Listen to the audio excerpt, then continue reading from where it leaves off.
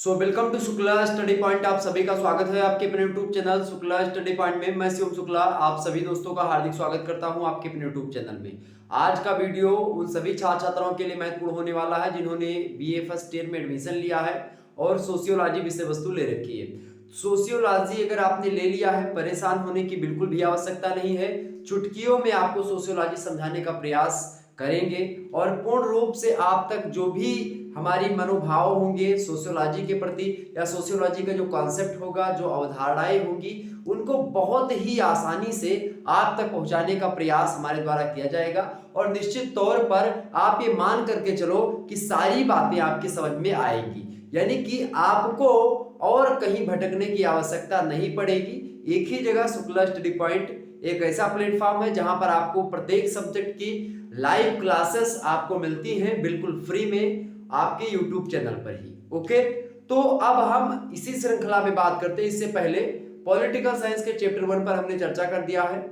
BA first year first semester जिनका 2023 में exam होने वाला है, कुछ का दिसंबर में होगा परीक्षा, कुछ की जनवरी में होगी, कुछ की मतलब कि एक प्रकार से जनवरी तक लगभग आपकी परीक्षाएं समापन करवा ली जाएंगी फर्स्ट सेमेस्टर की। जो अभी एडमिशन हुआ है इंटर पास करके, बीए में एडमिशन नहीं है खास करके उनके लिए। ओके, तो पॉलिटिकल साइंस का चैप्टर हमने पढ़ा दिया, उसका मॉडल पेपर भी पढ़ा दिया। सोशियोलॉजी का चैप्टर आज हम डिस्कस करेंगे। इसका चैप्टर 1 पहले ऑलरेडी हमने 2022 में पढ़ा रखा था, लेकिन आपकी बहुत ज्यादा डिमांड थी कि सर जी हमारी मतलब कि नई क्लास चलाइए, बहुत ज्यादा कमेंट्स आ रहे थे। तो मैंने कहा बिल्कुल, वैसे क्लास आपकी अपलोडेड है, आप प्लेलिस्ट में जाकर के 2022 की सभी वीडियोस देख सकते हो, बहुत इंपॉर्टेंट है, ठीक। लेकिन बहुत सारे लोगों के कमेंट्स आए कि सर जी न्यू क्लास चला दीजिए, तो मैंने सोचा कि आपके लिए व्यवस्था कर दी जाए। तो मैं आप लोगों के कमेंट्स का ही जो है कहीं ना कहीं पे वेट करता रहता हूँ और उसी के हिसाब से आपको पढ़ाने का प्रयास रहता है मेरा। आपकी जो भी रिक्वायरमेंट होती है उसको मैं एकदम से देने का प्रयास करता हूँ, उसमें कोई दो राय नहीं है। तो इसी श्रृंखला में सोशियोलॉजी के चैप्टर 1 के बारे में आज चर्चा करेंगे। कल आपने जियोग्राफी का चैप्टर 1 पढ़ा रात के 9 बजे, डेली रात 9 बजे आपकी क्लास जो है BA first year first semester की लाइव होती है। उसमें प्रत्येक सब्जेक्ट यानी कुछ सब्जेक्ट जैसे कि सोशियोलॉजी हो, मतलब कि पॉलिटिकल साइंस हो गया, जियोग्राफी हो गया, एंशिएंट हिस्ट्री हो गया और हिंदी साहित्य, यानी 4 सब्जेक्ट की चैप्टर 1 की क्लास ऑलरेडी हो चुकी है, यूट्यूब पर अवेलेबल है, आप देख सकते हैं। और आज ये 5वीं कक्षा आपकी होगी सोशियोलॉजी की चैप्टर 1 की। इससे पहले सोशियोलॉजी का सिलेबस हमने बोर्ड पर ही डिस्कस किया है, वो आप देख सकते हैं, यानी कि 5 क्लासेस ऑलरेडी इससे पहले बीए फर्स्ट सेमेस्टर की जो न्यू सिलेबस के अकॉर्डिंग है उसकी हो चुकी है, ठीक। अब हम बात करेंगे आज के वीडियो के माध्यम से सोशियोलॉजी यानी BA first year first semester 2023 की परीक्षाओं के लिए और आने वाली परीक्षाएं 24-25 के सभी छात्र छात्राओं के लिए महत्वपूर्ण होगा ये वीडियो। समाजशास्त्र यानी सोशियोलॉजी के चैप्टर 1 यूनिट 1 के अंतर्गत है जो, उसके बारे में चर्चा करेंगे। आज के वीडियो में मेरा यही मेन मोटिव रहेगा कि मैं ज्यादा से ज्यादा आपको पढ़ाने का प्रयास करूं, जहां तक हो सकेगा मैं पढ़ा दूंगा। देखिए मैं जो है चैप्टर, जैसे कि आज जो भी मैं पढ़ा पाऊंगा चैप्टर 1 हो जाएगा, कल जो पढ़ाऊंगा मतलब कि जो आगे पढ़ाऊंगा चैप्टर 2, यानी कि इस प्रकार से एक तारतम्यता बनाने का प्रयास रहेगा। तो वैसे तो आपको समाजशास्त्र का अर्थ, परिभाषा और प्रकृति ही समझ लेना होता है, विषय क्षेत्र बाद में आता है चैप्टर 2 में, लेकिन फिर भी हम यही सोचेंगे सबसे पहले अर्थ को समझेंगे समाजशास्त्र के, फिर परिभाषा को समझेंगे। समय बचता है थोड़ा सा तो हम उसके नेचर को समझ लेंगे, यानी कि नेचर ऑफ जो है सोशियोलॉजी उसको भी समझ लेंगे हम लगे हाथ। और भी टाइम बचेगा तो हम उसके स्कोप को भी समझ लेंगे, विषय क्षेत्र को भी समझ लेंगे, ठीक है। और भी समय बचेगा, वैसे समय बचेगा ही नहीं क्योंकि इतने में ही आपका हो जाएगा लगभग 1 से 1.5 घंटा। चलिए हम प्रारंभ करते हैं इस श्रृंखला में आखिरकार, और जानते हैं आखिरकार क्या क्या चीजें हम सोशियोलॉजी में पढ़े जिससे एग्जाम में हमारे प्रश्न फंसे। और यहाँ से लगभग आपको बता दूं मैं कि लगभग 10 प्रश्न आपके यहाँ से तैयार होने वाले हैं। तो आप इस चैप्टर को बड़े ध्यान से इत्मीनान से पढ़िएगा। आपको बता दूं समाजशास्त्र जो शब्द है आपके लिए मैं क्लियर करके बता देना चाह रहा हूं। समाजशास्त्र जो शब्द है ये अंग्रेजी के सोशियोलॉजी शब्द से बना है। किससे बना भाई? अंग्रेजी के सोशियोलॉजी शब्द से बना है। और सोशियोलॉजी शब्द की अगर बात की जाए तो सोशियोलॉजी 2 शब्दों से मिलकर के बना है, एक है सोशियस और दूसरा शब्द कौन सा है आपका? दूसरा शब्द है लोगास। सोशियस माने क्या होता है भाई? सोशियस माने होता है आपका समाज, और लोगास का मतलब क्या होता है? लोगास का मतलब होता है विज्ञान। सोशियस जो शब्द है ये किस भाषा का भाई? सोशियस शब्द जो है आपका वो है आपका लैटिन भाषा का, और जो लोगास शब्द है वो किस भाषा का है? वो ग्रीक भाषा का है। तो इस प्रकार से आपका सोशियस और लोगस 2 शब्दों से मिलकर के सोशियोलॉजी का निर्माण हुआ है। तो थोड़ा सा इसके बारे में, इसके अर्थ को समझेंगे। सबसे पहले आपकी हेडिंग क्या होगी? सबसे पहले आपकी हेडिंग होगी सोशियस और लोगस। ओके, सोशियोलॉजी किन दो शब्दों से मिलकर के बना है? सोशियोलॉजी का अर्थ हेडिंग डालेंगे क्या भाई? समाज शास्त्र का अर्थ।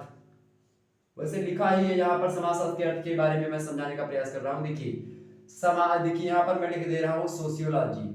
चलिए चल नहीं रहा है, मैं दूसरा मार्कर यूज कर लेता हूँ। मान लेते चलिए लाल कलर से ही। देखिए सोशियोलॉजी, सोशियोलॉजी ये शब्द है, ये दो शब्दों से मिलकर के बना। पहला शब्द कौन सा है आपका? सोशियस, ठीक है, सोशियस ऐसे बोल दीजिए, सोशियस हो गया, ठीक है। दूसरा कौन सा हो गया?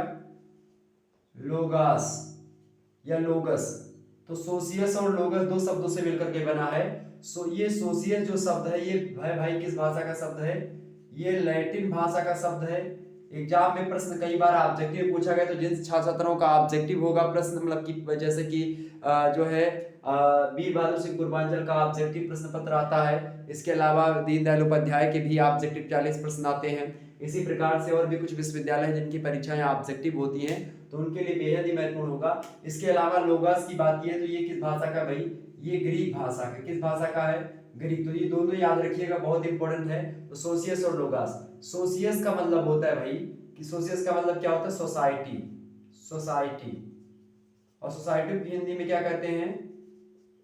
समाज, ठीक। ये ग्रीक भाषा का शब्द है लोगस। इससे बनता है क्या भाई? इससे बनता है आपका लॉजी, ठीक है, अंग्रेजी का लॉजी। इसका मतलब क्या होता है भाई? इसका मतलब क्या होता है? शास्त्र या विज्ञान। क्या मतलब होता है? शास्त्र या, यानी कि शास्त्र या विज्ञान। समझने का प्रयास करिएगा। सोशियस जो शब्द है ये लैटिन भाषा का शब्द है, और लोगास जो है ये ग्रीक भाषा का शब्द है। इन दोनों शब्दों के मेल से बना है अपना सोशियोलॉजी। सोशियोलॉजी को हिंदी में क्या कहते हैं? हिंदी में इसको हम क्या कहते हैं? समाज शास्त्र, ठीक। यहां पर क्या निकला? यहां पर समाज शास्त्र या विज्ञान, यानी समाज का अध्ययन करने वाला शास्त्र या विज्ञान ही क्या कहलाता है? का अध्ययन करने वाला शास्त्र या विज्ञान जो होता है वही आपका क्या होता है? सोशियोलॉजी होता है। अर्थात सोशियोलॉजी दो शब्दों से मिलकर के बना है, सोशियस और लोगस। सोशियस जो है ये लैटिन भाषा का शब्द है, और लोगस जो है ये ग्रीक भाषा का शब्द है, ठीक है। लोगस जो शब्द होता है लॉजी से बनता है। आप साइकोलॉजी पढ़ेंगे तो भी लॉजी लोगस से बनेगा, ग्रीक का शब्द है। इसके अलावा आप फिलो, और इसके अलावा और भी जो शब्द है जिसमें लॉजी लगता है, जैसे कि आप और भी तमाम सारे लॉजी वाले शब्द हैं, ठीक है। जैसे कि जियोग्राफी हो गया तो ग्राफिया शब्द हो गया। इसके अलावा सोशियोलॉजी हो गया, ठीक है, और भी तमाम सारे लॉजी वाले शब्द हैं। साइकोलॉजी हो गया, और भी तमाम सारे लॉजी वाले जितने भी शब्द आएंगे, यानी लॉजी जिसमें लास्ट में लगेगा उसका मतलब लोगास होता है। क्योंकि ग्रीक का जो लोगास शब्द है इसी से बना है लॉजी, और लॉजी माने शास्त्र या विज्ञान होता है। अर्थात समाज का अध्ययन करने वाला शास्त्र या विज्ञान समाज शास्त्र कहलाता है। आपको यही पर बता दूं कि एक व्यक्ति है, उनका नाम है मैकाइवर और पेज। मैकाइवर पेज का एक कथन हमें याद आ जा रहा है। मैकाइवर और पेज ने क्या कहा था? मैकाइवर और पेज ने क्या कहा था? मैकाइवर एवं पेज का एक कथन है भाई, क्या कि समाज जो होता है, समाज क्या है? सामाजिक संबंधों का जाल है। किसका जाल है? सामाजिक संबंधों का जाल है। और चूंकि समाज जो है सामाजिक संबंधों का जाल है, और समाज का ही अध्ययन करने वाले शास्त्र या विज्ञान को हम क्या कहते हैं? समाज शास्त्र कहते हैं। तो अगर हम इसके अर्थ से एक परिभाषा को बनाना चाहें कि समाज शास्त्र की क्या परिभाषा हो सकती है, तो हम कह सकते हैं कि चूंकि मैकाइवर और पेज ने कहा कि समाज सामाजिक संबंधों का जाल होता है, इसीलिए जब हम समाज का अध्ययन करने वाले शास्त्र या विज्ञान को समाज शास्त्र कहते हैं, इसका मतलब समाज शास्त्र के अंतर्गत सामाजिक संबंधों का अध्ययन किया जाता है। क्योंकि सामाजिक जो विज्ञान है या समाज शास्त्र जो है उसमें चूंकि समाज का अध्ययन किया जाता है, और समाज चूंकि सामाजिक संबंधों के जाल से बनता है, तो यह अर्थात सामाजिक संबंधों का अध्ययन करना ही समाज शास्त्र कहलाता है। तो सामाजिक संबंधों का अध्ययन करना ही सामाजिक मतलब समाजशास्त्र कहलाता है, सामाजिक विज्ञान कहलाता है। ठीक, क्लियर होगी बातें। ये कथन होगा, एक परिभाषा अगर आप बनाना चाहे तो तुलना करके बना सकते हैं। तो इस प्रकार से हमने समझा। एक व्यक्ति है, उनका भी नाम बड़ा ध्यान से सुन लीजिएगा आप सभी लोग, ये पहला पॉइंट सब लिख लीजिएगा, नोट कर लीजिएगा। दूसरा पॉइंट क्या है, ये सब ऑब्जेक्टिव में प्रश्न पूछता है कि समाज शास्त्र सामाजिक संबंधों का जाल है। अच्छा, सामाजिक संबंध कैसे बनते हैं, ये पर थोड़ा सा जान लीजिए, सामाजिक संबंध कैसे बनते हैं एक मिनट में। देखिए, जैसे मान लेते हैं ये कोई व्यक्ति है, ए नाम का कोई व्यक्ति है। ठीक, ये व्यक्ति जो है नाई के यहाँ जा रहा है बाल कटवाने, तो नाई से इसका संबंध हो गया। पंडित जी के पास जा रहा है पूजा करवाने, इससे संबंध हो गया। इसके अलावा ये जो है जा रहा है किसी के यहाँ मान लेते काम करने, मतलब कि चीनी लाने जा रहा है बनिया जी के यहाँ, मतलब कि साहू जी के यहाँ, तो ये हो गया क्या, इससे संबंध हो गया। इसके अलावा ये कहीं पर जा रहा है स्कूल कॉलेज, ठीक है, वहां से संबंध हो गया, स्कूल कॉलेज में इसका संबंध हो गया। इसके अलावा कोचिंग जा रहा है, वहां से संबंध हो गया। इसके अलावा मान लेते हो किसी रिश्तेदारी में जा रहा है, उससे उसका संबंध है। इसके अलावा और भी तमाम सारे उसके दोस्त फ्रेंड्स हैं, उसके पास जा रहा है। तो एक प्रकार से देखिए पूरे के पूरे समाज में एक जाल सा बन रहा है। और इस नाई का भी पर्सनल व्यक्तित्व है, तो इसका भी इसी प्रकार से क्या होगा, सभी से संबंध होगा, इसका भी संबंध होगा, पंडित जी का भी, सबका। ठीक, इस प्रकार से क्या होगा, संबंध ऐसे से बढ़ता चला जाता है और एक प्रकार से एक समाज में जाल क्रिएट हो जाता है। और चूंकि समाज जो होता है इसी प्रकार से एक जाल के नुमा बना हुआ होता है। और जाल किस प्रकार का, सामाजिक संबंधों का, जो सोशल रिलेशनशिप होता है उसी का जाल होता है एक प्रकार से। और उसी जाल का अध्ययन करने का प्रयास, यानी उसी जाल को हम समाज कहते हैं, और समाज का अध्ययन ही समाजशास्त्र के अंतर्गत किया जाता है, अर्थात सामाजिक संबंधों का अध्ययन हम करते हैं। और चूंकि अगर आपसे एग्जाम में प्रश्न पूछता है समाज को लेकर के कि समाज क्या है, समाज मूर्त है या अमूर्त है, तो क्या बताएंगे हम कि समाज जो होता है चूंकि वो सामाजिक संबंधों का अध्ययन करता है, और सामाजिक संबंध यानी सोशल रिलेशन जो होते हैं वो ना तो टच हम कर सकते हैं और ना ही हमको दिखाई पड़ते हैं, अर्थात बस हम संबंधों को महसूस कर सकते हैं, उसको अर्थात फीलिंग्स के द्वारा हम समझ सकते हैं। यानी कि कुल मिलाकर के मैं कहना यह चाह रहा हूं कि समाज जो होता है वह अमूर्त होता है। एक प्रश्न ऑब्जेक्टिव में आपका ये बनता है कि समाज कैसी प्रक्रिया है, मतलब कि समाज क्या है। ऑप्शन ए में मिलेगा मूर्त है, ऑप्शन बी अमूर्त है, ऑप्शन सी अमूर्त और अमूर्त दोनों है, ऑप्शन डी इनमें से कोई नहीं। करेक्ट आंसर क्या होगा, समाज एक अमूर्त प्रक्रिया है, यानी बी ऑप्शन करेक्ट आंसर होगा, समाज अमूर्त है। अमूर्त मतलब होता है एब्स्ट्रैक्ट, अर्थात जिसको हम एक मूर्ति के रूप में नहीं देख पाते। समाज कोई एक ऐसा, ये गांव और ये टोला मोहल्ला कस्बा, उसको समाज नहीं कहते हैं, ये बात क्लियर कर लीजिएगा। समाज जो होता है वो गांव मोहल्ला टोले के बीच में जो परस्पर व्यक्तियों के बीच में जो संबंध होता है उसी संबंधों को हम समाज कहते हैं। और उसी संबंधों में जब परिवर्तन होता है तो सामाजिक परिवर्तन कहा जाता है उसको। उसी संबंधों को जब हम नियंत्रण में रखते हैं तो उसी को सामाजिक नियंत्रण कहा जाता है। उसी संबंधों की बात की जाए, अगर उसका अध्ययन किया जाता है तो उसको हम समाजशास्त्र के अंतर्गत रखते हैं। अर्थात आपको यहाँ पर सामाजिक संबंधों पर डिपेंडेंट होना पड़ेगा। अर्थात जब भी हम समाज की बात करेंगे इसका मतलब है कि तमाम सारे व्यक्तियों के बीच का संबंध होगा, अर्थात समाज दिखाई नहीं पड़ता है। कोई समाज मतलब कि हमारे ख्याल से हमारे भारत का समाज कोई सी दूसरे प्रकार का है और कहीं दूसरे स्थान का समाज दूसरा होगा। उसका मापदंड, उसके मूल्य, उसके नियम कायदे समाज के अलग अलग होते हैं। हमारे समाज के नियम कायदे अलग हैं, इंग्लैंड के समाज के जो है कानून कायदे अलग होंगे और सभी के समाज के कानून कायदे अलग होंगे। ठीक है, अब पहले समाजों का वर्चस्व जो है पंच परमेश्वर बैठते थे, लेकिन अब क्या हो गया, कानून सब आ गया है, कानून सारा काम कर रहा है, तो अब समाजों की उतनी भूमिका नहीं रही। सामाजिक मूल्यों को लोग त्याग भी रहे हैं, सामाजिक चीजों को लोग नहीं भी मान रहे हैं। ठीक है, अब ऐसा भी हो रहा है और सामाजिक मापदंडों को, मूल्यों के खिलाफ भी लोग जा रहे हैं, कई सारी चीजें हो रही, तो आप लोगों को पता होगा। तो इस प्रकार से अब एक व्यक्ति का नाम हमने और बताया था कि जिसको हम क्या और किसको हम जनक कहते हैं, फादर ऑफ, अभी मैं समझा दूंगा थोड़ा सा इसके बाद में। चलिए समझ लीजिए, फादर ऑफ जियोग्राफी मतलब father of sociology, father of sociology, father of sociology कौन है भाई, तो ये है जो है अगस्त कॉम्ट। अगस्त कॉम्टे की बात की जाए तो उन्होंने, बात है 1838 ईस्वी की, 1838 ईस्वी में अगस्त कॉम्ट नाम के व्यक्ति ने, ये कहाँ के निवासी थे भाई अगस्त कॉम्ट जो थे ये फ्रांस के निवासी थे।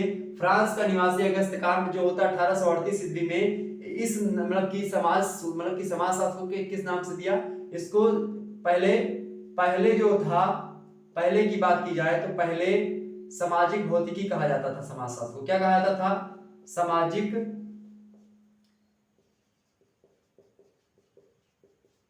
भौतिकी कहा जाता था। और इसके बाद में क्या हुआ? 1838 के बाद 1838 ईस्वी में ही क्या कर दिया? अगस्त काम्ट नाम के व्यक्ति ने इसको क्या कहा? इस नवीन शास्त्र को समाज शास्त्र नाम दिया।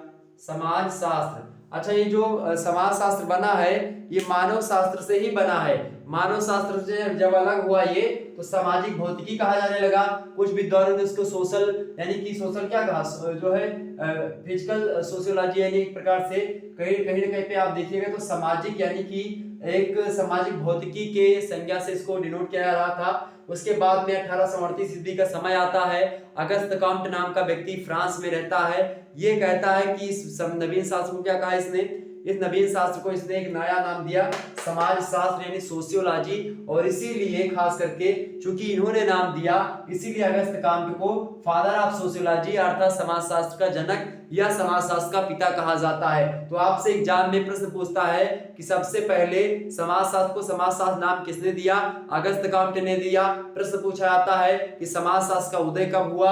1838 ईस्वी में समाज शास्त्र का उदय हो जाता है, यानी कि उसको नाम दे दिया जाता है। लेकिन एक विशिष्ट विषय के रूप में आप देखिएगा 1938 ईस्वी में एक मतलब पूर्ण रूप से सजा हुआ समाजशास्त्र हमारे समक्ष आता है जो कि हम लोग पढ़ते हैं। और इससे पहले आप देखिएगा जो है 1874-76 ईस्वी के आसपास ही आप देखिएगा तो अमेरिका में भी इसका अध्ययन प्रारंभ हो जाता है। ठीक है, यानी 1876 ईस्वी में अमेरिका में, इसके अलावा फ्रांस में 1889 ईस्वी में, ग्रेट ब्रिटेन में 1907 में, और उसके 7 सालों के बाद में ग्रेट ब्रिटेन के यानी कि 1914 ईस्वी में बंबई विश्वविद्यालय में सबसे पहले समाजशास्त्र का अध्ययन प्रारंभ होता है। ठीक है, तो आपसे ऑब्जेक्टिव में प्रश्न पूछता है कि भारत में सबसे पहले किस विश्वविद्यालय में समाजशास्त्र का अध्ययन प्रारंभ हुआ? तो बंबई विश्वविद्यालय में सबसे पहले समाजशास्त्र का अध्ययन प्रारंभ होता है। और आपको मैं बता देना यहीं पर चाह रहा हूं कि और अगर यूपी में आपसे पूछे कि समाजशास्त्र का अध्ययन किस विश्वविद्यालय में प्रारंभ हुआ तो लखनऊ विश्वविद्यालय में यानी एलयू में आप देखिएगा सबसे पहले समाजशास्त्र विषय वस्तु आई। कब आप देखिएगा तो उसका कोई डेट नहीं मान सकते हैं, तो एक प्रकार से वैसे वो डेट नहीं पूछी जाती, बस यूपी में पूछेगा और केंद्र में पूछेगा। तो 1914 ईस्वी में बंबई विश्वविद्यालय मान सकते हैं। 1907 ईस्वी में ब्रिटेन में होता है। 1876 ईस्वी में अमेरिका में होता है। ठीक है, ये सब चीजें आपको क्लियर होनी चाहिए। ये सब चीजें क्लियर हो गई आपकी तो लिख लीजिएगा आप सभी लोग। 1876 में कहां पर है भाई? अमेरिका में होता है। 1876 में आप देखिएगा 1876 ईस्वी में अमेरिका में खास करके बात किया है। कहां पर? अमेरिका में। इसके अलावा बात किया है अमेरिका के अलावा जैसे फ्रांस हो गया, तो फ्रांस में कब भाई? तो फ्रांस में आपका देखिएगा 1889 ईस्वी में, 1889 ईस्वी में फ्रांस में हो गया। इसके अलावा बात किया है ब्रिटेन का नाम आप लोग ध्यान रखिएगा, किसका? ब्रिटेन का।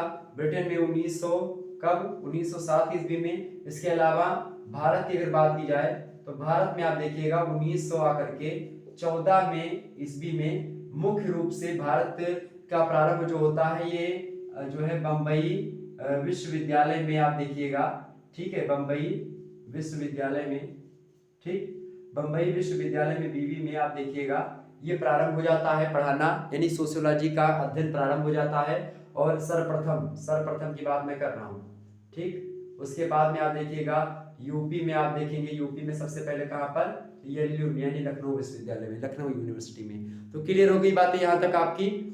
तो आपने क्या समझा? देखिए, father of sociology Auguste Comte कहां के निवासी थे? फ्रांस के। एग्जाम में प्रश्न पूछा गया है अगस्त काम्टे की मृत्यु कब हुई थी? एग्जाम में प्रश्न पूछा गया था मृत्यु कब हुई थी? 1857 ईस्वी में इनकी मृत्यु हो गई थी अगस्त काम्टे की। पहले अगस्त काम्टे से पहले सामाजिक भौतिकी को किस नाम से जानते थे हम? मतलब कि समाज सोशियोलॉजी को सामाजिक भौतिकी के नाम से जानते थे। उसके बाद में 1838 के बाद से हम समाजशास्त्र सोशियोलॉजी के नाम से इसको जानने लगे। ठीक है, 1876 ईस्वी में अमेरिका में सबसे पहले एक पृथक विषय के रूप में जो है सोशियोलॉजी का अध्ययन प्रारंभ होता है। उसके बाद में फ्रांस में 1889 ईस्वी में प्रारंभ होता है। ब्रिटेन में, ग्रेट ब्रिटेन में 1907 ईस्वी में। और चूंकि उस समय जब ये था तो यहाँ पर ब्रिटेन से लगभग 7 सालों के बाद में 1914 ईस्वी में बंबई विश्वविद्यालय में सबसे पहले भारत में शुरू हुआ समाजशास्त्र का अध्ययन। ये बात क्लियर हो गई आपकी। तो ये समाजशास्त्र का कुछ इतिहास आपने जाना, यानी उद्गम जाना किस प्रकार से हुआ, और उसके बाद में ऐसी चीजें आनी। और यहाँ पर एक मैंने यहाँ पर लिखा था 1900 कुल मिलाकर के आप देखिएगा 1938 आते आते तक समाजशास्त्र एक विशिष्ट विषय के रूप में हमारे समझ उभर जाता है।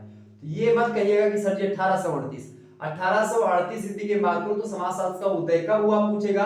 समाजशास्त्र का उदय कब हुआ, क्या लगाएंगे 1838। पूछेगा एक विशिष्ट विषय के रूप में समाजशास्त्र का अध्ययन कब प्रारंभ हुआ 1938। आपसे पूछेगा एक पृथक विषय के रूप में अमेरिका में 1876, एक पृथक विषय के रूप में फ्रांस में 1889, एक पृथक विषय के रूप में ब्रिटेन में 1907, एक पृथक विषय के रूप में भारत में 1914 ईस्वी। क्लियर हो गई बातें। तो ये होगा समाजशास्त्र का अर्थ, समाजशास्त्र का उद्गम। थोड़ा सा मैंने उद्गम को भी बता दिया आपको, और एक प्रकार से इसके जो है नेचर मतलब उसके मतलब की जो था इसके बारे में उसको बता दिया।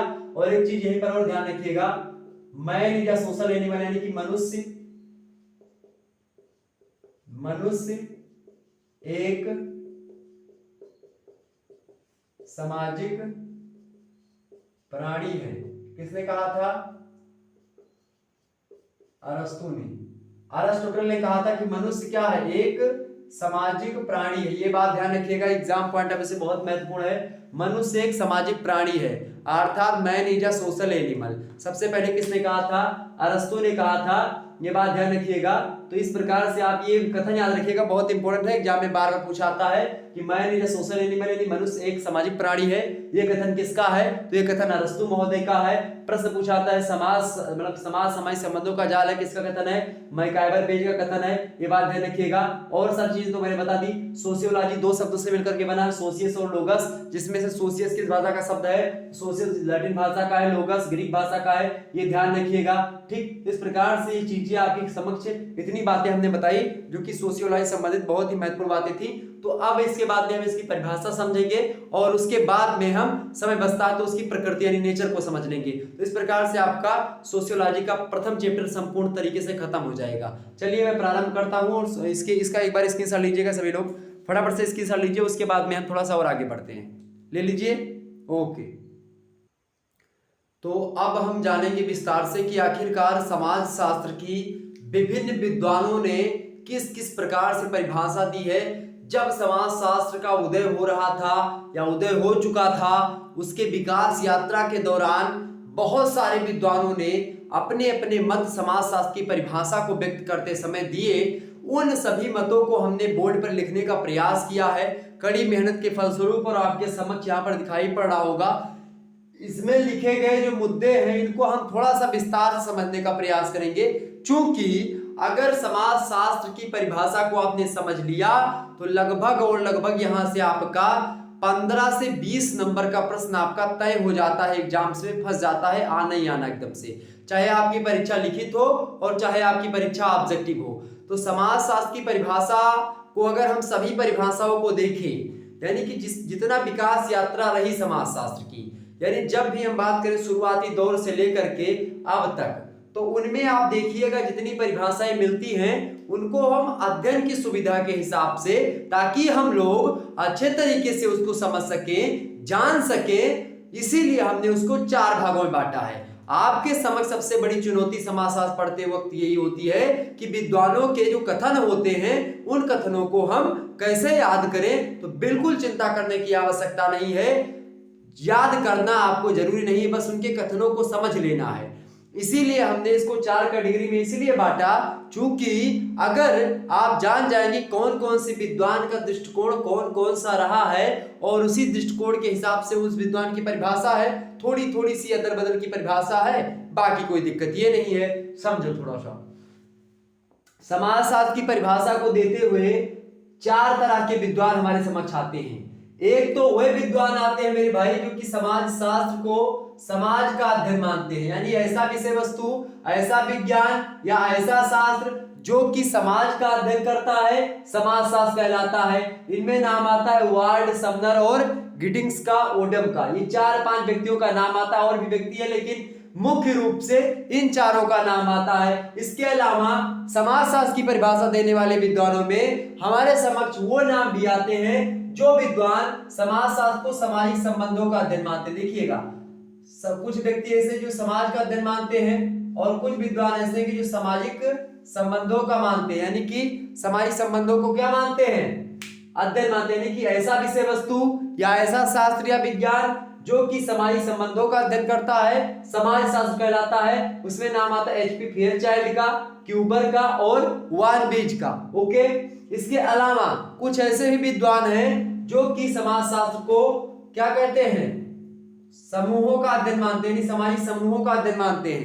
किसका अध्ययन मानते हैं? सोशल ग्रुप्स का अध्ययन मानते हैं। समाज शास्त्र क्या करता है, या समाज शास्त्र या समाज शास्त्र ऐसा विज्ञान है, ऐसा शास्त्र है जो कि क्या करता है, समूहों का अध्ययन करता है, सामाजिक समूहों का अध्ययन करता है। इनमें नाम आता है पार्क एवं बर्गेस का, नोब्स का, हाइन का, फ्लेमिंग का, जॉनसन का, इस लोगों का नाम आता है। इसके बाद में जो लास्ट यानी चौथे तरीके के जो विद्वान हैं उनकी परिभाषा थोड़ा सा हमको नवीन परिभाषा लगी है। वो लोग हैं जो लोग समाज शास्त्र को क्या मानते हैं, सामाजिक अंतःक्रियाओं का अध्ययन मानते हैं। क्या मानते हैं? सामाजिक अंतःक्रियाओं का अध्ययन मानते हैं। तो समझिएगा यहाँ पर एक वे विद्वान है जो कि समाज शास्त्र को समाज का अध्ययन मानते हैं, एक वे विद्वान है जो कि समाज शास्त्र को सामाजिक संबंधों का अध्ययन मानते हैं, एक वे विद्वान है जो कि समाज शास्त्र को सामाजिक समूहों का अध्ययन मानते हैं, और एक वे विद्वान है जो कि समाज शास्त्र को सामाजिक अंतःक्रियाओं का अध्ययन मानते हैं।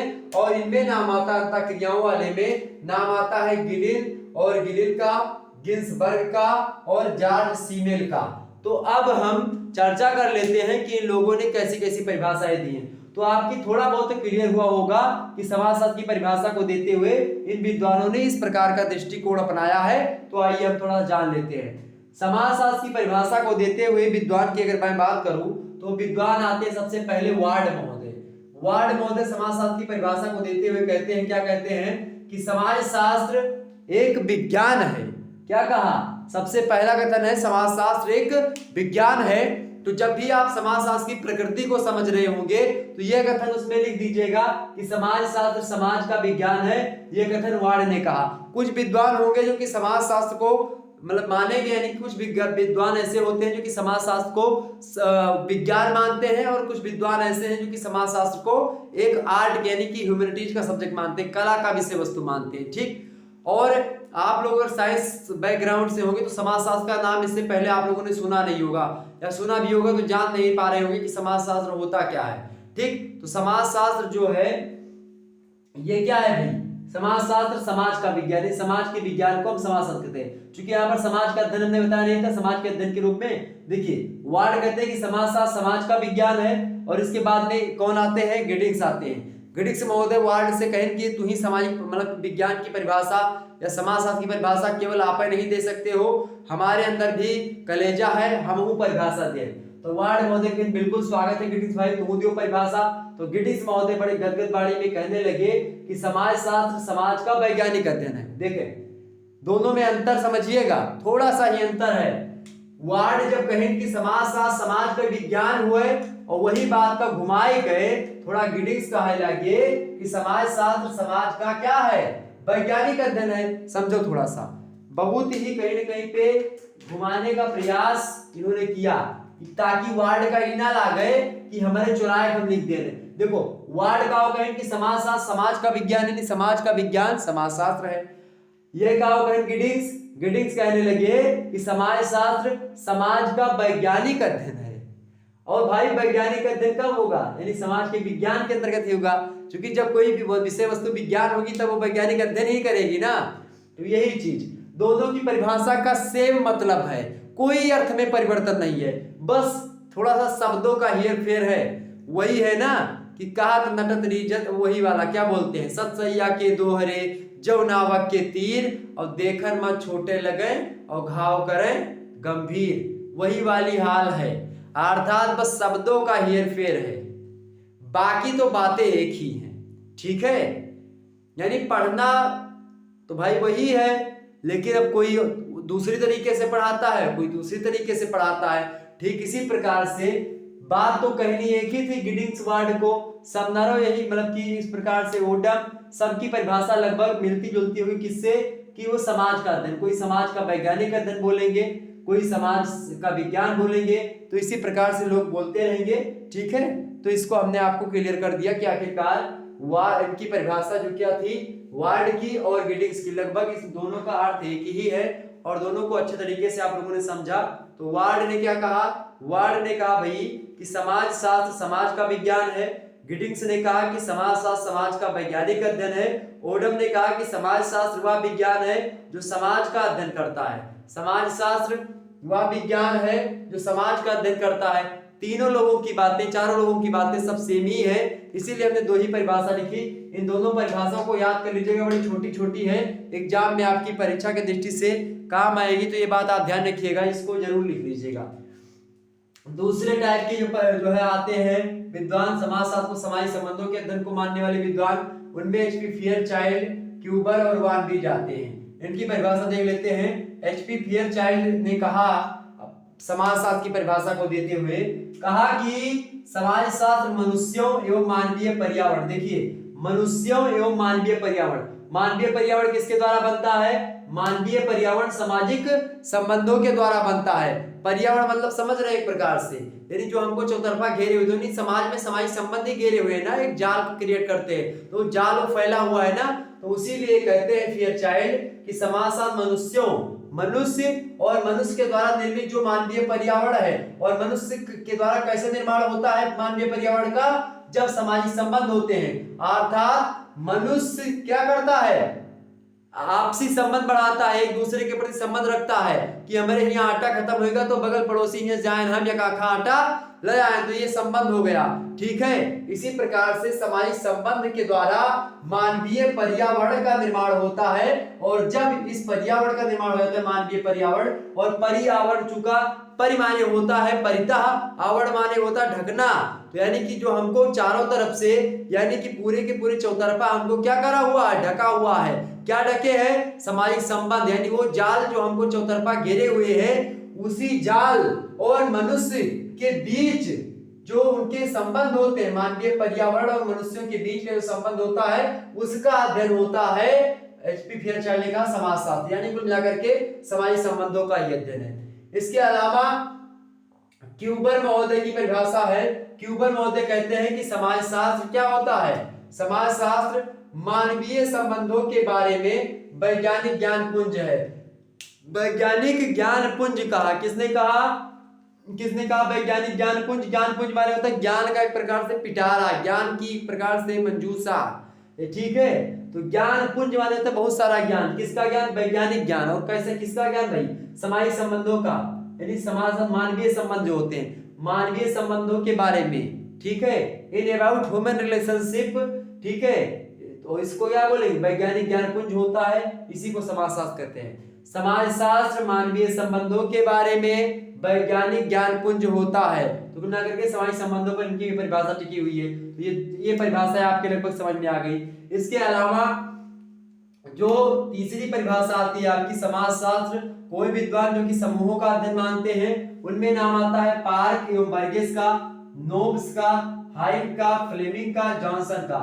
नोब्स, हाइम और फ्लेमिंग तीनों की मिलीजुली परिभाषा, पार्क एवं बर्गेस की एक ही परिभाषा और जॉनसन की एक परिभाषा। अर्थात तीन परिभाषाएं मुख्य रूप से हमारे समक्ष आएंगी, जिनमें से दो बहुत ही महत्वपूर्ण है। देखिए, पार्क और बर्गेस कहते हैं, क्या कहते हैं कि समाजशास्त्र सामूहिक व्यवहार का विज्ञान है। क्या कहा?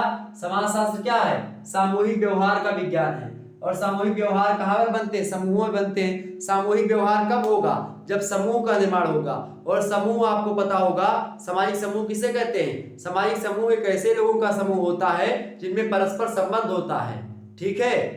अर्थात बस के स्टेशन पर बैठी हुई भीड़ को, या किसी धरने पर बैठी हुई भीड़ को, या एक प्रकार से रेलवे स्टेशन पर बैठी भीड़ को हम क्या नहीं बोल सकते? समूह नहीं बोल सकते। ओके, समूह तब हम बोलेंगे जब परस्पर एक दूसरे को लोग जानते होंगे। अर्थात कुछ व्यक्तियों का ऐसा समूह जो कि परस्पर एक दूसरे को जानता हो, उसको हम सामाजिक समूह बोलेंगे। और इसके अलावा समनर महोदय की मैं बात करूं, ग्राह समनर हो गए। इसके अलावा बात करूं जो है स्पेंसर हो गए। इसके अलावा आपके चार्ल्स कूले महोदय हो गए।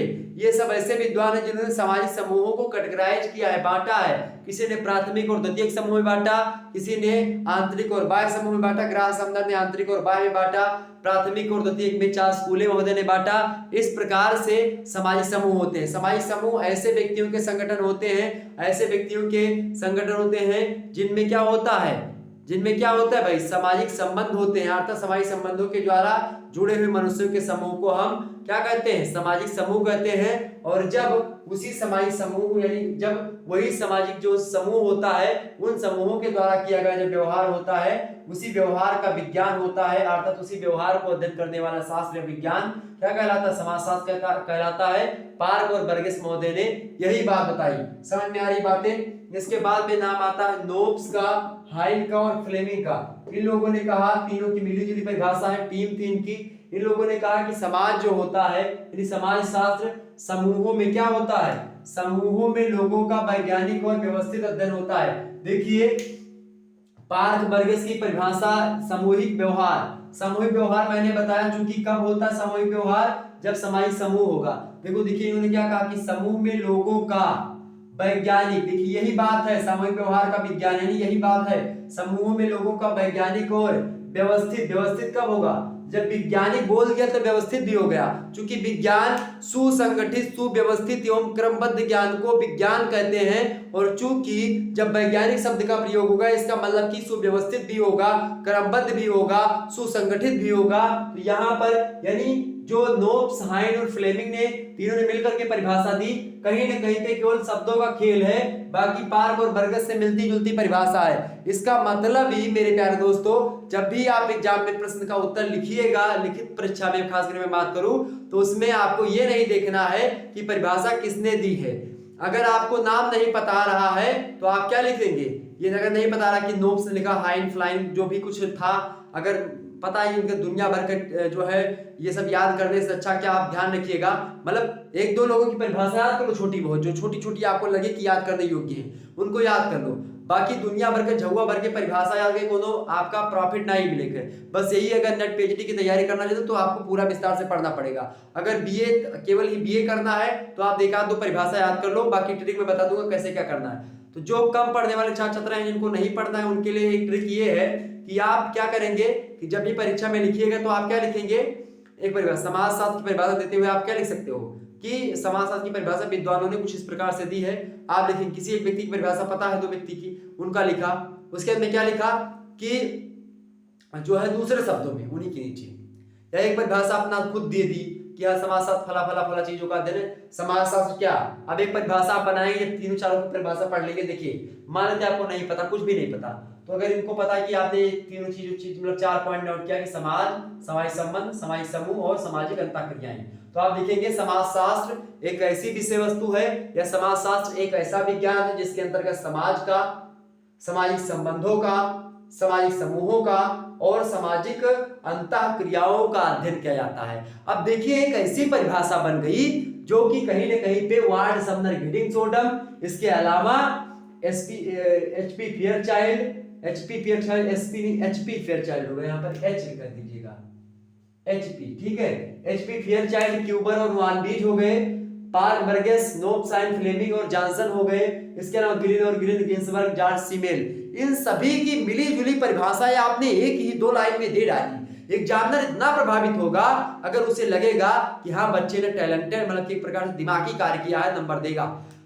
जरूरी नहीं है यार ये पता लगाना कि ये कथन किसने कहा था, जरूरी ये है कि आप पर्टिकुलर मुद्दे के बारे में वर्तमान जो जनमानस है उसकी सोच क्या है। इसीलिए अब जो है खासकर ग्रेजुएशन में जब भी पूछा जाता है प्रश्न तो आपसे पूछा जाता है कि समाज शास्त्र से आप क्या समझते हैं, समाज शास्त्र की प्रकृति की विवेचना कीजिए या समाज शास्त्र के विषय क्षेत्र की विवेचना कीजिए। आपसे यह पूछना चाह रहा है। विद्वानों की परिभाषाओं में एग्जामिनर को अभी इंटरेस्ट नहीं रहा। क्यों नहीं रहा? क्योंकि एग्जामिनर लोगों को यह पता हो चुका है कि इससे कुछ होने वाला नहीं है, कि परिभाषाओं को रटने से समाज आगे नहीं बढ़ेगा, देश आगे नहीं बढ़ेगा। ये दुनिया भर की परिभाषाओं को याद करने से देश आगे नहीं बढ़ेगा। ये है कि इन परिभाषाओं को पढ़ लीजिए, समझ लीजिए, उसके बाद में अपने मानसिकता का प्रयोग करते हुए, अपने आंतरिक यानी अपने आत्मीयता का प्रयोग करते हुए, जो आपके अंदर बैठा ज्ञान है, जो अंदर ज्ञान चक्षु छुपा हुआ है, उसका अपने मस्तिष्क के तहत प्रयोग करते हुए और अपनी लेखनी को एक प्रकार से क्रमबद्ध तरीके से आप इन सभी की मिली जुली परिभाषा जब दे देंगे, एक नई परिभाषा मिलेगी, एक शिक्षा में नवाचार आएगा, एक नूतनता आएगी, तो उसको उस पर आपको ध्यान देना पड़ेगा। अर्थात नई शिक्षा नीति इसलिए नहीं लाई गई है कि आप अभी भी वही जो है ये सारी चीजों को याद करें। लेकिन अभी भी यूनिवर्सिटीज को यह समझ में नहीं आ रहा है कि आखिरकार इस प्रकार के प्रश्नों को पूछा जाना क्या तार्किक है। ये तार्किक है कि मतलब कि जो है ये परिभाषा किसने दी है, ऑब्जेक्टिव में प्रश्न पूछ लिया, अरे उसका क्या मतलब है, किसने दी है किसने नहीं दी है, उससे क्या हम सीख सकते हैं, ये मैटर है। और बच्चे ने क्या सीखा ये मैटर करता है, ना कि ये मैटर करता है कि ये परिभाषा किसने दी थी। ठीक है, ये मैटर करता है कि हमने उसकी परिभाषा पढ़ी। अब भाई कितना दिमाग में याद रखेगा कि इन्होंने ये कहा उन्होंने कहा, क्योंकि जनसंख्या बहुत ज्यादा है, कौन क्या कह रहा है कौन क्या नहीं कह रहा है, इस पे अगर फोकस करेंगे तो जिंदगी भर आप याद ही करते फंस जाएंगे। और भारत की शिक्षा नीति में सबसे बड़ी कमी ये रही थी मेरे हिसाब से कि जो ये रटवाने का प्रयास था, अर्थात कि फलाने ने क्या कहा फलाने ने क्या कहा, ये सब चीजों को इसमें बड़ा दिक्कत होता है। बस ये जान लीजिए कि फलाने ने क्या कहा, उसको समझ लीजिए अपने हिसाब से और उसको अपनी भाषा में कि फलाने ने ये कहा था। जरूरी नहीं कि आप एग्जाम में लिखें कि समाजशास्त्र मानवीय संबंधों के बारे में वैज्ञानिक ज्ञान पुंज है, ये क्यूबर ने कहा था। ये हिंदी में क्यूबर महोदय ने ये नहीं लिखा था, ये तो एक प्रकार से ये ज्ञान पुंज और ये सब बातें लिखी गई है मानवीय संबंधों के बारे में वैज्ञानिक ज्ञान पुंज है, ये कन्वर्टेड है, ये अनुवादिक शैली में हमने कर लिया है। अर्थात उन्होंने अंग्रेजी में या जो भी भाषा उनकी रही होगी वो अपनी भाषा में बोले होंगे, लेकिन इसको हमने जटिल बना दिया है। ठीक है, लिख करके मतलब इसका कन्वर्ट किया है हमने। तो आप ये मान लो कि परिभाषाओं में कुछ नहीं रखा है, परिभाषाओं का सार तत्व में बहुत कुछ रखा है। इन सभी के सार तत्वों को समझने के लिए इसीलिए 4 टाइप का हमने बताया कि समाजशास्त्र समाजशास्त्र क्या होता है, समाजशास्त्र समाज के अध्ययन के रूप में, समाजशास्त्र सामाजिक संबंधों के रूप में, समाजशास्त्र समूहों का अध्ययन के रूप में, समाजशास्त्र सामाजिक अंतःक्रियाओं के अध्ययन के रूप में, और इस प्रकार से हमने 4 कैटेगरी बांटी। तो ये चीज क्लियर हो गई आपकी। थोड़ा सा आगे बढ़ते तो आपको इन सभी परिभाषाओं को याद नहीं करना है, ऑब्जेक्टिव परीक्षा होगी तो भाई याद करना है। और मेरे हिसाब से मैं ये नहीं कहता हूं कि आप याद मत करिएगा, क्योंकि यूनिवर्सिटी में नंबर कम दे देंगे आप अगर ऐसे इस प्रकार से करेंगे। जिसको नहीं पता है उसके लिए मैंने बोला है, और ये नहीं होना चाहिए कि कथनों को याद करना चाहिए, हूबहू कथन एक प्रकार से उसमें लिखना चाहिए, बिल्कुल नहीं। एग्जामिनर भी जानते हैं, तो आप अगर उससे मिलता जुलता उसकी जो मतलब की जो अंतर्भावनाएं हैं अगर उस टाइप की भी परीक्षा में लिख देंगे तो एग्जामिनर में मतलब कि एग्जामिनर जो होता है वो नंबर देता है, एग्जाम में नंबर मिलता है। ठीक है, तो ये परेशान नहीं होना है, अगर उससे मिलती जुलती परिभाषा है तो नंबर आपको मिलेगा। ठीक, आगे समझते हैं। नोम साइन और फ्लेमिंग की परिभाषा हो गई। समूहों में लोगों का वैज्ञानिक और व्यवस्थित अध्ययन क्या होता है, समाजशास्त्र का होता है। अब अगला आता है सामाजिक संबंधों की जो मतलब की सामाजिक अंतःक्रियाओं का अध्ययन बताते हैं, जो गिलिन गिन्सबर्ग और जॉर्ज सीमेन महोदय हैं जो कि समाजशास्त्र को सामाजिक अंतःक्रियाओं का अध्ययन मानते हैं। देखिए गिलिन और गिलिन कहते हैं परिभाषा को देते हुए, क्या देते हैं परिभाषा कि विस्तृत अर्थ में समाजशास्त्र सामुदायिक जीवन से उत्पन्न अंतःक्रियाओं का अध्ययन होता है। अंतःक्रियाएं कैसे उत्पन्न होती हैं, अंतःक्रियाएं किससे उत्पन्न होती हैं, सामुदायिक जीवन से उत्पन्न होती हैं। जो सामाजिक अंतःक्रियाएं होती किससे उत्पन्न होती हैं, सामुदायिक जीवन से। समुदाय क्या होता है, समुदाय एक ऐसा जनमानस होता है, एक ऐसा जन समुदाय होता मतलब कि एक ऐसा जन संगठन या समूह होता है जो अपनी सामान्य उद्देश्य की पूर्ति के लिए किसी विशेष स्थान पर किसी निश्चित सीमा के भीतर अपना संपूर्ण जीवन अपने समान उद्देश्यों की पूर्ति के लिए व्यतीत कर देता है। उस प्रकार उनकी सामाजिक रीतियां होती हैं, अपनी उनके सामुदायिक भावना होती है लोगों में, और इस प्रकार से वो एक ही स्थान पर अपने सामान्य जीवन की जो इच्छाएं होती हैं, सामान्य उद्देश्य होता है, उसी की पूर्ति के लिए वो अपना जीवन पूरा समर्पित कर देते हैं, उसी स्थान पर बने रहते हैं, तो वो सामुदायिक जीवन होता है। ठीक है, तो सामुदायिक जीवन से जो उत्पन्न अंतःक्रियाएं होती हैं लोगों के बीच की, तो उन अंतःक्रियाओं का अध्ययन होता है समाजशास्त्र। ठीक है, क्लियर होगी बातें। तो विस्तृत अर्थ में यानी कि बड़े अर्थ में देखा जाए, बड़े पर्दे पर, तो समाजशास्त्र क्या होता है, सामुदायिक जीवन से उत्पन्न अंतःक्रियाओं का अध्ययन होता है। अंतःक्रिया किससे उत्पन्न होती हैं, सामुदायिक जीवन से अंतःक्रियाओं का निर्माण होता है, अंतःक्रियाएं उत्पन्न होती है। ठीक है, अंतःक्रिया यानी कि संबंधों का हमारा संबंध इनसे वैसा है तो हम उनके प्रति क्या क्रिया करेंगे और वो हमारे प्रति क्या क्रिया करेंगे, ये होता है अंतरिक क्रिया या अंतःक्रियाएं। तो मनुष्य और मनुष्य के बीच की जो अंतःक्रियाएं होती हैं वो सामुदायिक भावना के द्वारा दिखाई पड़ती हैं। सामुदायिक भावना जैसे मान लेते हैं कि आप कहीं पर अलग रह रहे हैं और आपका दोस्त गांव से जाता है तो आपका सामुदायिकता वहां पर झलक जाती है। आपके दोस्त को कोई मार रहा होता मतलब आपका गांव का कोई व्यक्ति है और उसको किसी दूसरे गांव का व्यक्ति मार रहा होगा तो आप अपने गांव की तरफ से बोलेंगे और उसको बचाएंगे कि हाँ भाई क्यों मार रहे हो, और मौका पड़े तो एक आध दो आपको लगा दी वो। तो इस प्रकार से चीजें होगी।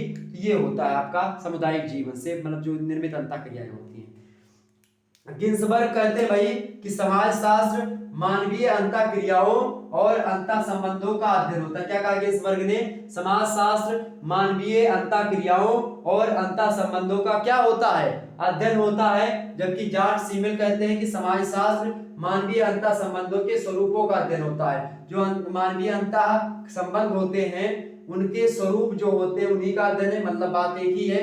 गिन्सबर्ग कहते हैं कि समाजशास्त्र मानवीय अंतःक्रियाओं और अंतः संबंधों का अध्ययन है। चूंकि अंतः संबंधों के द्वारा जो क्रियाएं उत्पन्न होगी उन सभी क्रियाओं का दोनों का अध्ययन, अंतः क्रियाओं का भी अध्ययन करता है समाजशास्त्र और अंतः संबंधों का भी अध्ययन करता है, दोनों का अध्ययन करता है। गिन्सबर्ग कहते हैं। जॉर्ज सीमेल कहते हैं कि समाजशास्त्र मानवीय अंतःक्रियाओं मतलब अंतः संबंध जो मानव के द्वारा निर्मित जो अंतःक्रियाएं होती है उनका जो स्वरूप होता है, उनका जो एक प्रकार से स्वरूप समझ रहे हैं, स्वरूप मतलब उनका स्ट्रक्चर समझना, तो वो चीज तो उसका अध्ययन करते हैं। तो कुल मिलाकर के ये परिभाषा आपके समझ में आ गई होगी, इतनी जो मैंने बताई आपको क्लियर हुई होगी सारी बातें अगर क्लियर तो फटाफट से एक बार वीडियो को लाइक कर दीजिएगा। जितने भी लोग देख रहे हैं फटाफट से वीडियो को लाइक और शेयर कर दीजिएगा। सारी बातें क्लियर हो रही हैं। और चलिए अभी समय बचा है लगभग 15-16 मिनट का, हम समझ लेते हैं कि आखिरकार समाजशास्त्र की प्रकृति भी क्या है। यानी चूंकि लगे हाथ अगर समझ लेंगे नहीं तो फिर उसके लिए दूसरा चैप्टर बनाना पड़ेगा, फिर दिक्कत हो जाएगी। तो हम समझ लेते हैं कि आखिरकार समाजशास्त्र की प्रकृति क्या है। ओके, क्लियर हो गई बातें? तो एक बार वीडियो को लाइक जरूर कर दीजिएगा, इसका स्क्रीनशॉट ले लीजिएगा सभी लोग, ठीक है, स्क्रीनशॉट ले लीजिएगा। तो इस प्रकार से आप एक अपनी परिभाषा भी दे सकते हैं समाजशास्त्र की, कि समाजशास्त्र के अंतर्गत क्या होता है। समाजशास्त्र का सामाजिक मतलब कि संबंध किससे है? मानवीय संबंधों से होता है और इसकी विषय वस्तु व्यक्ति नहीं होता है अपितु समाज होता है। यद्यपि व्यक्ति को समाज के वर्णन में भुलाया नहीं जा सकता है। व्यक्ति केवल तभी मनुष्य बनता है जब वह सामाजिक संबंधों में प्रवेश करता है। अर्थात समाज और मानवीय जो संबंध होते हैं या समाज का अध्ययन या सामाजिक संबंधों का अध्ययन, समूहों का अध्ययन, सामाजिक अंतःक्रियाओं का अध्ययन, ये सब करता है समाजशास्त्र। तो कुल मिलाकर के समाजशास्त्र सभी पहलुओं का अध्ययन करता है। आइए हम थोड़ा सा और आगे बढ़ते हैं, उसकी प्रकृति को भी समझ लेते हैं लगे हाथ। ओके, चलिए एक बार स्क्रीनशॉट ले लीजिएगा सभी लोग, वीडियो को लाइक जरूर कर दीजिएगा और शेयर कर दीजिए सभी दोस्तों के पास अपने। और जितने भी फोन आपके पास है, जितने भी फोन आपके घर में हैं, सभी से इस वीडियो को लाइक करिएगा और सभी से चैनल को सब्सक्राइब कर दीजिएगा। और पापा मम्मी का फोन, भाई भाभी का फोन, जो भी कुछ भी हो, सबसे सब्सक्राइब कर दो चैनल को और उनका बेल आइकन जो है ऑन मत करिएगा ताकि उनके पास नोटिफिकेशन ना जाए, ठीक है, नहीं तो गुस्सा करेंगे आप लोगों पर। तो इसलिए नोटिफिकेशन मत ऑन करिएगा, सब्सक्राइब सभी फोन से कर दीजिएगा। आपके घर में जितने भी फोन है, आपको इसी प्रकार से मैं मेहनत के साथ पढ़ाने का प्रयास करता हूं। लगभग 4-5 सालों का एक्सपीरियंस है, तो विधिवत तरीके से आपके हर प्रश्नों पर मेरी नजर रहती है। कौन से प्रश्न परीक्षाएं पूछे जाते हैं और किस प्रकार से प्रश्न आ सकते हैं, इन तमाम प्रकार के प्रश्नों पर मैं चर्चा करता हूं, लिखित टाइप के भी और ऑब्जेक्टिव टाइप के भी। ओके, ऑब्जेक्टिव में प्रश्न यही बनता है कि समाजशास्त्र मतलब कि समाजशास्त्र समाज का विज्ञान है, किसने कहा? आप सो ऑप्शन में बोलेगा वार्ड, समनर, गिडिंग्स और ये सभी, तो ये सभी करेक्ट आंसर हो जाएगा उसमें। ओके, इसी प्रकार से सब प्रश्न आपके बन सकते हैं, यानी कि परिभाषा दे देगा और 4 ऑप्शन मिल जाएगा। तो एक बार परिभाषाओं को जो ऑब्जेक्टिव वाले हैं याद कर लीजिएगा, इन सभी परिभाषाओं को लगभग जो भी याद हो जाए छोटी छोटी परिभाषाओं को वहीं से फंस जाएगा। बाकी मैं ऑब्जेक्टिव मॉडल पेपर भी दूंगा। ओके आपको, चलिए तो अब हम जानेंगे कि आखिरकार समाजशास्त्र की प्रकृति को हम कैसे समझ सकते हैं। एग्जाम में अगर आपसे पूछा जाएगा नेचर ऑफ सोशियोलॉजी तो आप क्या बताएंगे, किस प्रकार से उत्तर लिखेंगे? तो समाजशास्त्र की प्रकृति को समझने के लिए मैंने कुछ पहलुओं को यहाँ पर लिखने का प्रयास किया है, तो इसको हम थोड़ा सा समझेंगे। ठीक, उससे पहले हम समाजशास्त्र की प्रकृति को समझने के लिए हम 3 विद्वानों के कथनों पर डिस्कस करेंगे। पहला कथन है कार्ल प्रियर्सन का, दूसरा है लैंडिस का और तीसरा स्टुअर्ट चेज का। ओके, कार्ल प्रियर्सन जो है समाजशास्त्र की प्रकृति के बारे में कहते हैं कि सभी विज्ञानों की एकता उसकी पद्धति में होती है, ना कि केवल उसकी विषय वस्तु में होती है। अर्थात एकता जो होती विज्ञानों की उसकी पद्धति में होती है।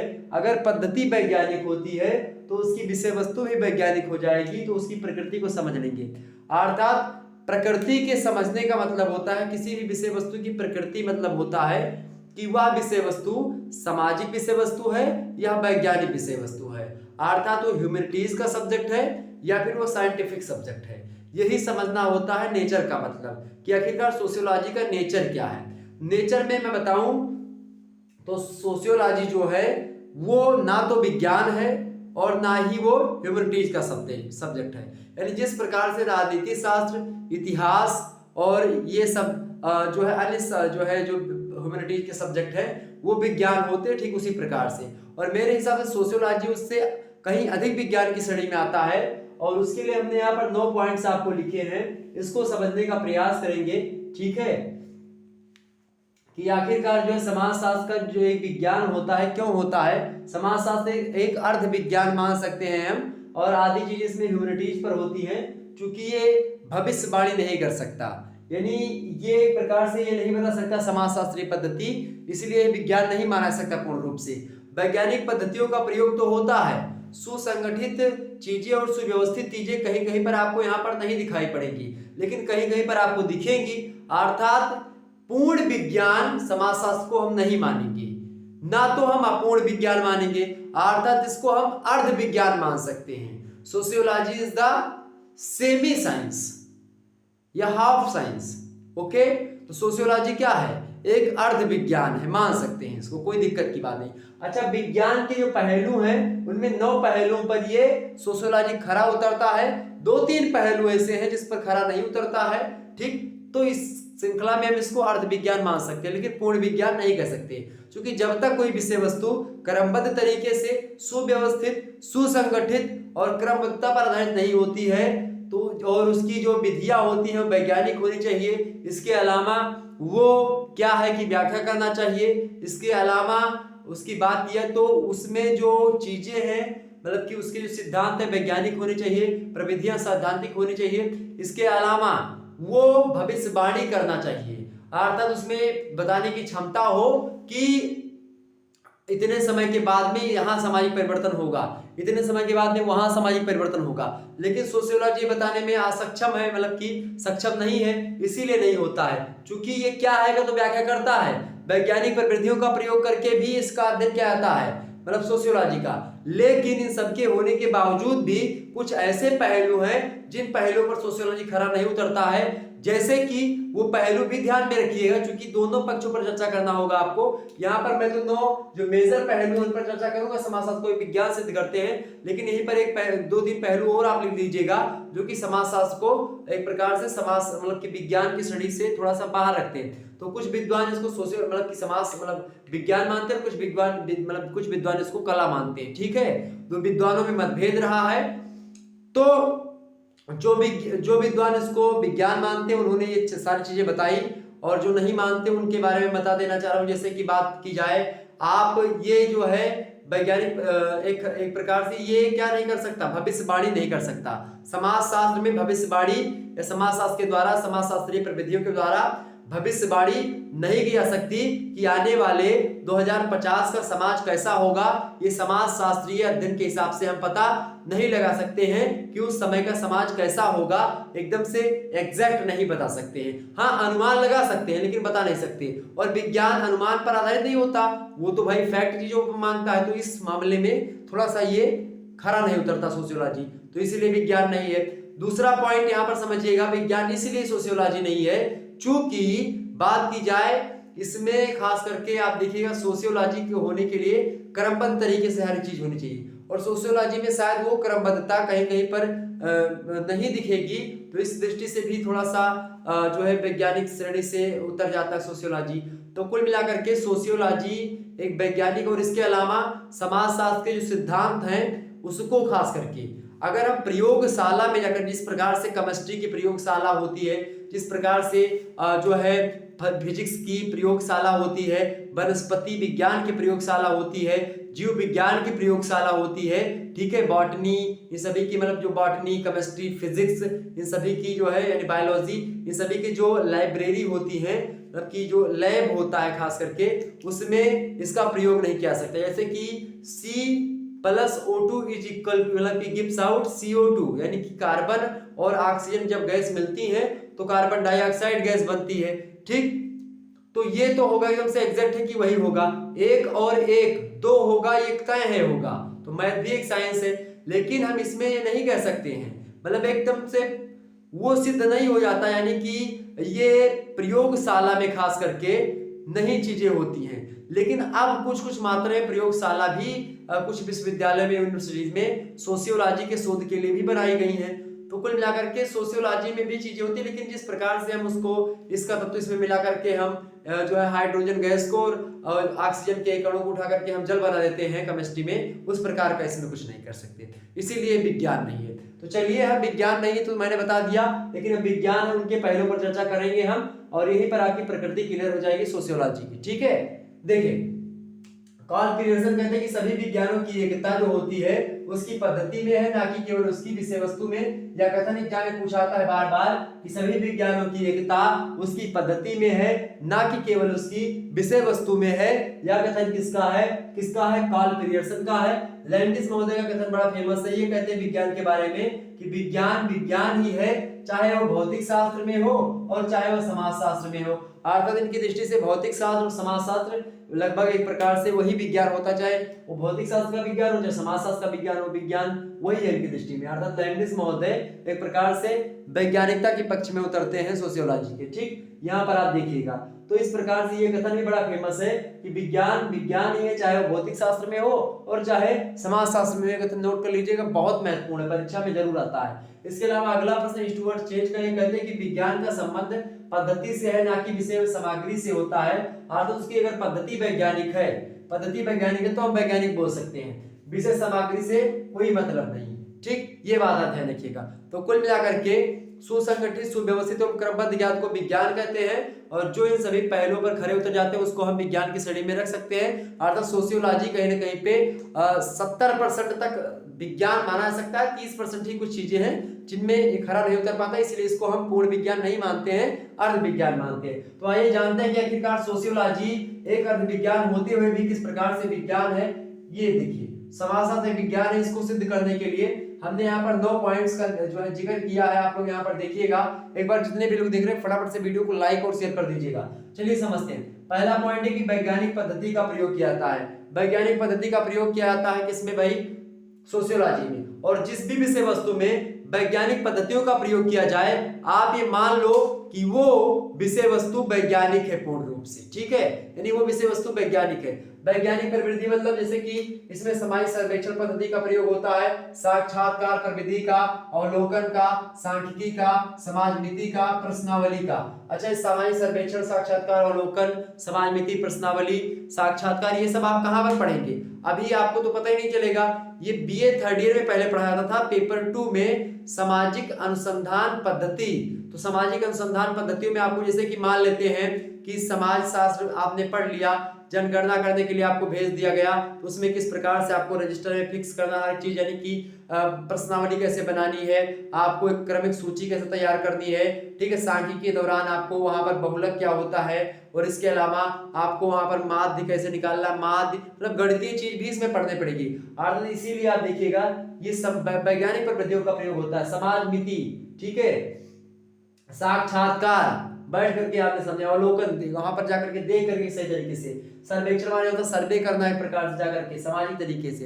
तो कुल मिलाकर के ये सभी प्रश्नावली फिक्स कर देना कि ये चीज, प्रश्नावली आप देखते हो क्रम संख्या वगैरह शुरुआत के पेज पर आपके किताब में मिलती है। तो सभी प्रश्नावली का निर्माण जो होता है इसी विधियों के आधार पर किया जाता है। अर्थात समाजशास्त्र एक विज्ञान इसलिए हम कह सकते हैं क्योंकि समाजशास्त्र वैज्ञानिक पद्धतियों का प्रयोग समाजशास्त्र के अंतर्गत किया जाता है। दूसरा पॉइंट यहाँ पर समझिएगा भाई, दूसरा पॉइंट ये है कि अवलोकन के द्वारा तथ्यों का संकलन किया जाता है, तथ्यों का वर्गीकरण किया जाता है और उनका विश्लेषण भी किया जाता है। अवलोकन के द्वारा मतलब कि मान लेते हैं कि कहीं पर कोई चीज कांड हो गया, समाज में कोई कांड हो गया, मान लेते हैं, जैसे मान लेते हैं आपने खेत में बिया बोया, बीज बोया, खेत में आपने बीज बो दिया गेहूं का, और गेहूं का बीज नहीं जामा, तो आप वहां पर जाएंगे खेत में। अब देखिए अवलोकन विधि यही हो गई कि आप खेत में जाइए, वहां पर खेत से मिट्टी से निकालिए गेहूं का बीज और देखिए गेहूं के बीज में क्या कमी रह गई है कि गेहूं का बीज जामा नहीं।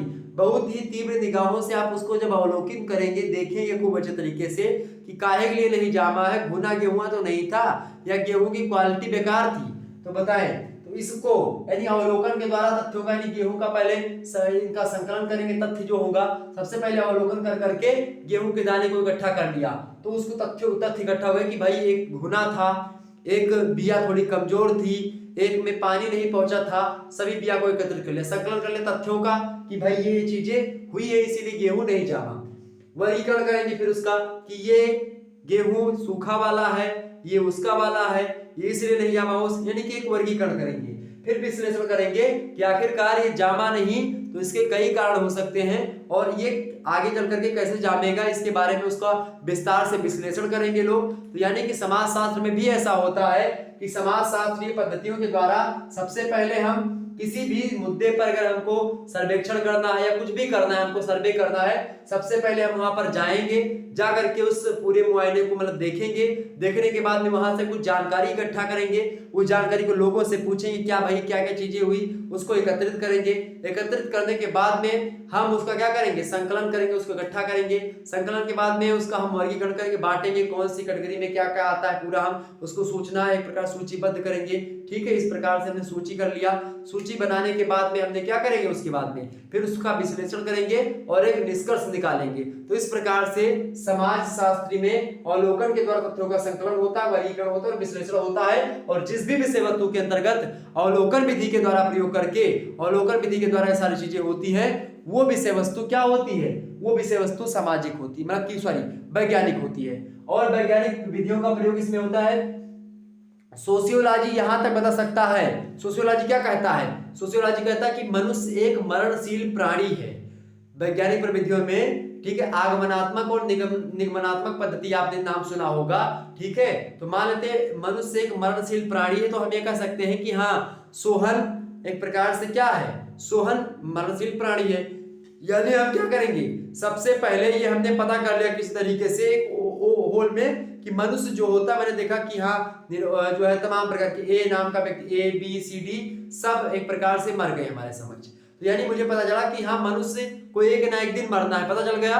तो हम इसी आधार पर कह सकते हैं चूंकि सोहन या मोहन भी एक मनुष्य है, तो हम यह कह सकते हैं कि मोहन भी एक मरणशील प्राणी है, चूंकि प्रत्येक मनुष्य मरणशील प्राणी है। तो इस प्रकार से हम पहले एक व्यापक स्तर पर निकाल लेते हैं, फिर उसका हम एक अंश निकालते हैं। और एक ऐसा करें कि मान लेते हैं 1 लीटर ड्रामा की 2 लीटर दूध है आपका, और उसका हम थोड़ा सैंपल लेकर के उसको बढ़िया सा मशीन में लगा करके फैट निकाल ले, तो उसी थोड़े से चीज का सैंपल पता करके हम पूरे दूध का फैट बता सकते हैं कि हाँ इतना लीटर का ये दूध की पैसा लग सकता है, इसका इतना फैट है। यानी कि आप शरबत पी रहे होते हैं तो शरबत का एक घूंट पीते से आपको ये पता चल जाता है कि शरबत मीठा है या चाय मीठा है या अभी इसमें मीठा कम है, सब्जी में नमक ज्यादा है या कम है, आप पता लगा लेते हैं थोड़ा सा ही टेस्ट करके।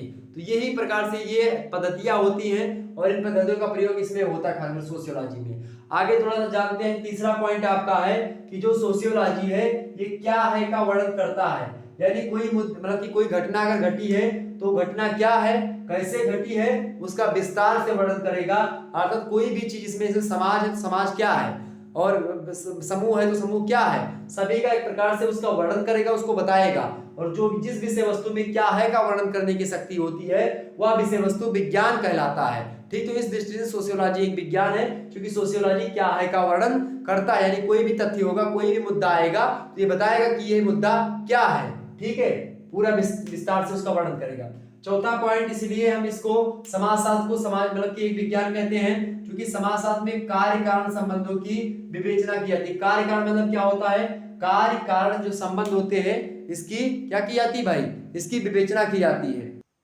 यानी कि जो है समाजशास्त्र में कार्य कारण संबंधों की विवेचना की जाती है। इसका मतलब क्या हुआ कि मान लेते हैं कि कोई घटना थी तो उसका वर्णन कर दिया कि हाँ भाई क्या है, लेकिन उस घटना का वर्णन करने तक ही सीमित नहीं समाजशास्त्र, इसके आगे भी बढ़ता समाजशास्त्र क्या करता है, समाजशास्त्र में कार्य कारण संबंधों की विवेचना। यानी कि आखिरकार जो घटना घटित हुई उसके पीछे कोई चमत्कार नहीं हुआ है, उसके पीछे कुछ चीजें नहीं हुई हैं, अर्थात उसको ये मान लेना कि ये बस ऑटोमेटिकली घट गई। ना ना ना, समाजशास्त्र यहां तक जाएगा कि वो घटना क्यों घटित हुई, कार्य कारण, यानी उसका कारण क्या था, जो भी कार्य हुआ या भी जो भी चीजें हुई तो किस प्रोसेस से हुई है और किस लिए हुई है और क्यों हुई है, इन सभी चीजों को यानी कि कार्य कारण संबंधों की विवेचना की जाती है। कोई घटना हुई है उसके कारणों तक, उसके पीछे तय तक जाकर कर तब तक नहीं छोड़ता समाजशास्त्र। यानी समाजशास्त्र किसी भी घटना को चमत्कार ना मान करके उसका तथ्यों के साथ विश्लेषण करता है और उसके कारणों को जानता है और समाज में आगे चल करके ऐसी घटनाएं ना घटित हो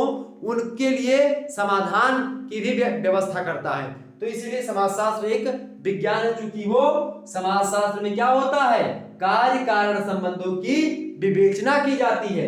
आगे अगला पॉइंट, इसीलिए समाजशास्त्र एक विज्ञान है क्योंकि समाजशास्त्रीय सिद्धांतों की पुनर्परीक्षा क्या होती, संभव है। पुनर्परीक्षा मतलब क्या होता है, मान लेते हैं समाजशास्त्र को कोई सिद्धांत किसी विद्वान ने दे दिया, मान लेते हैं इमाइल दुर्खीम ने आत्महत्या का सिद्धांत दिया, सोशियोलॉजी का सिद्धांत है, तो उसकी हम पुनर्परीक्षा भी कर सकते हैं और उसमें अगर वो सही चीजें, अधिकतर चीजें सही भी उत्पन्न होंगी, मतलब कि निकलेंगी। अर्थात एक सिद्धांत दे दिया गया, उस सिद्धांत की हम परीक्षा भी ले सकते हैं, मतलब कि सिद्धांत उस समय किया गया था, तो अगर आज इस सिद्धांत को हम लागू करें तो क्या सही है, बिल्कुल सही निकलेगी।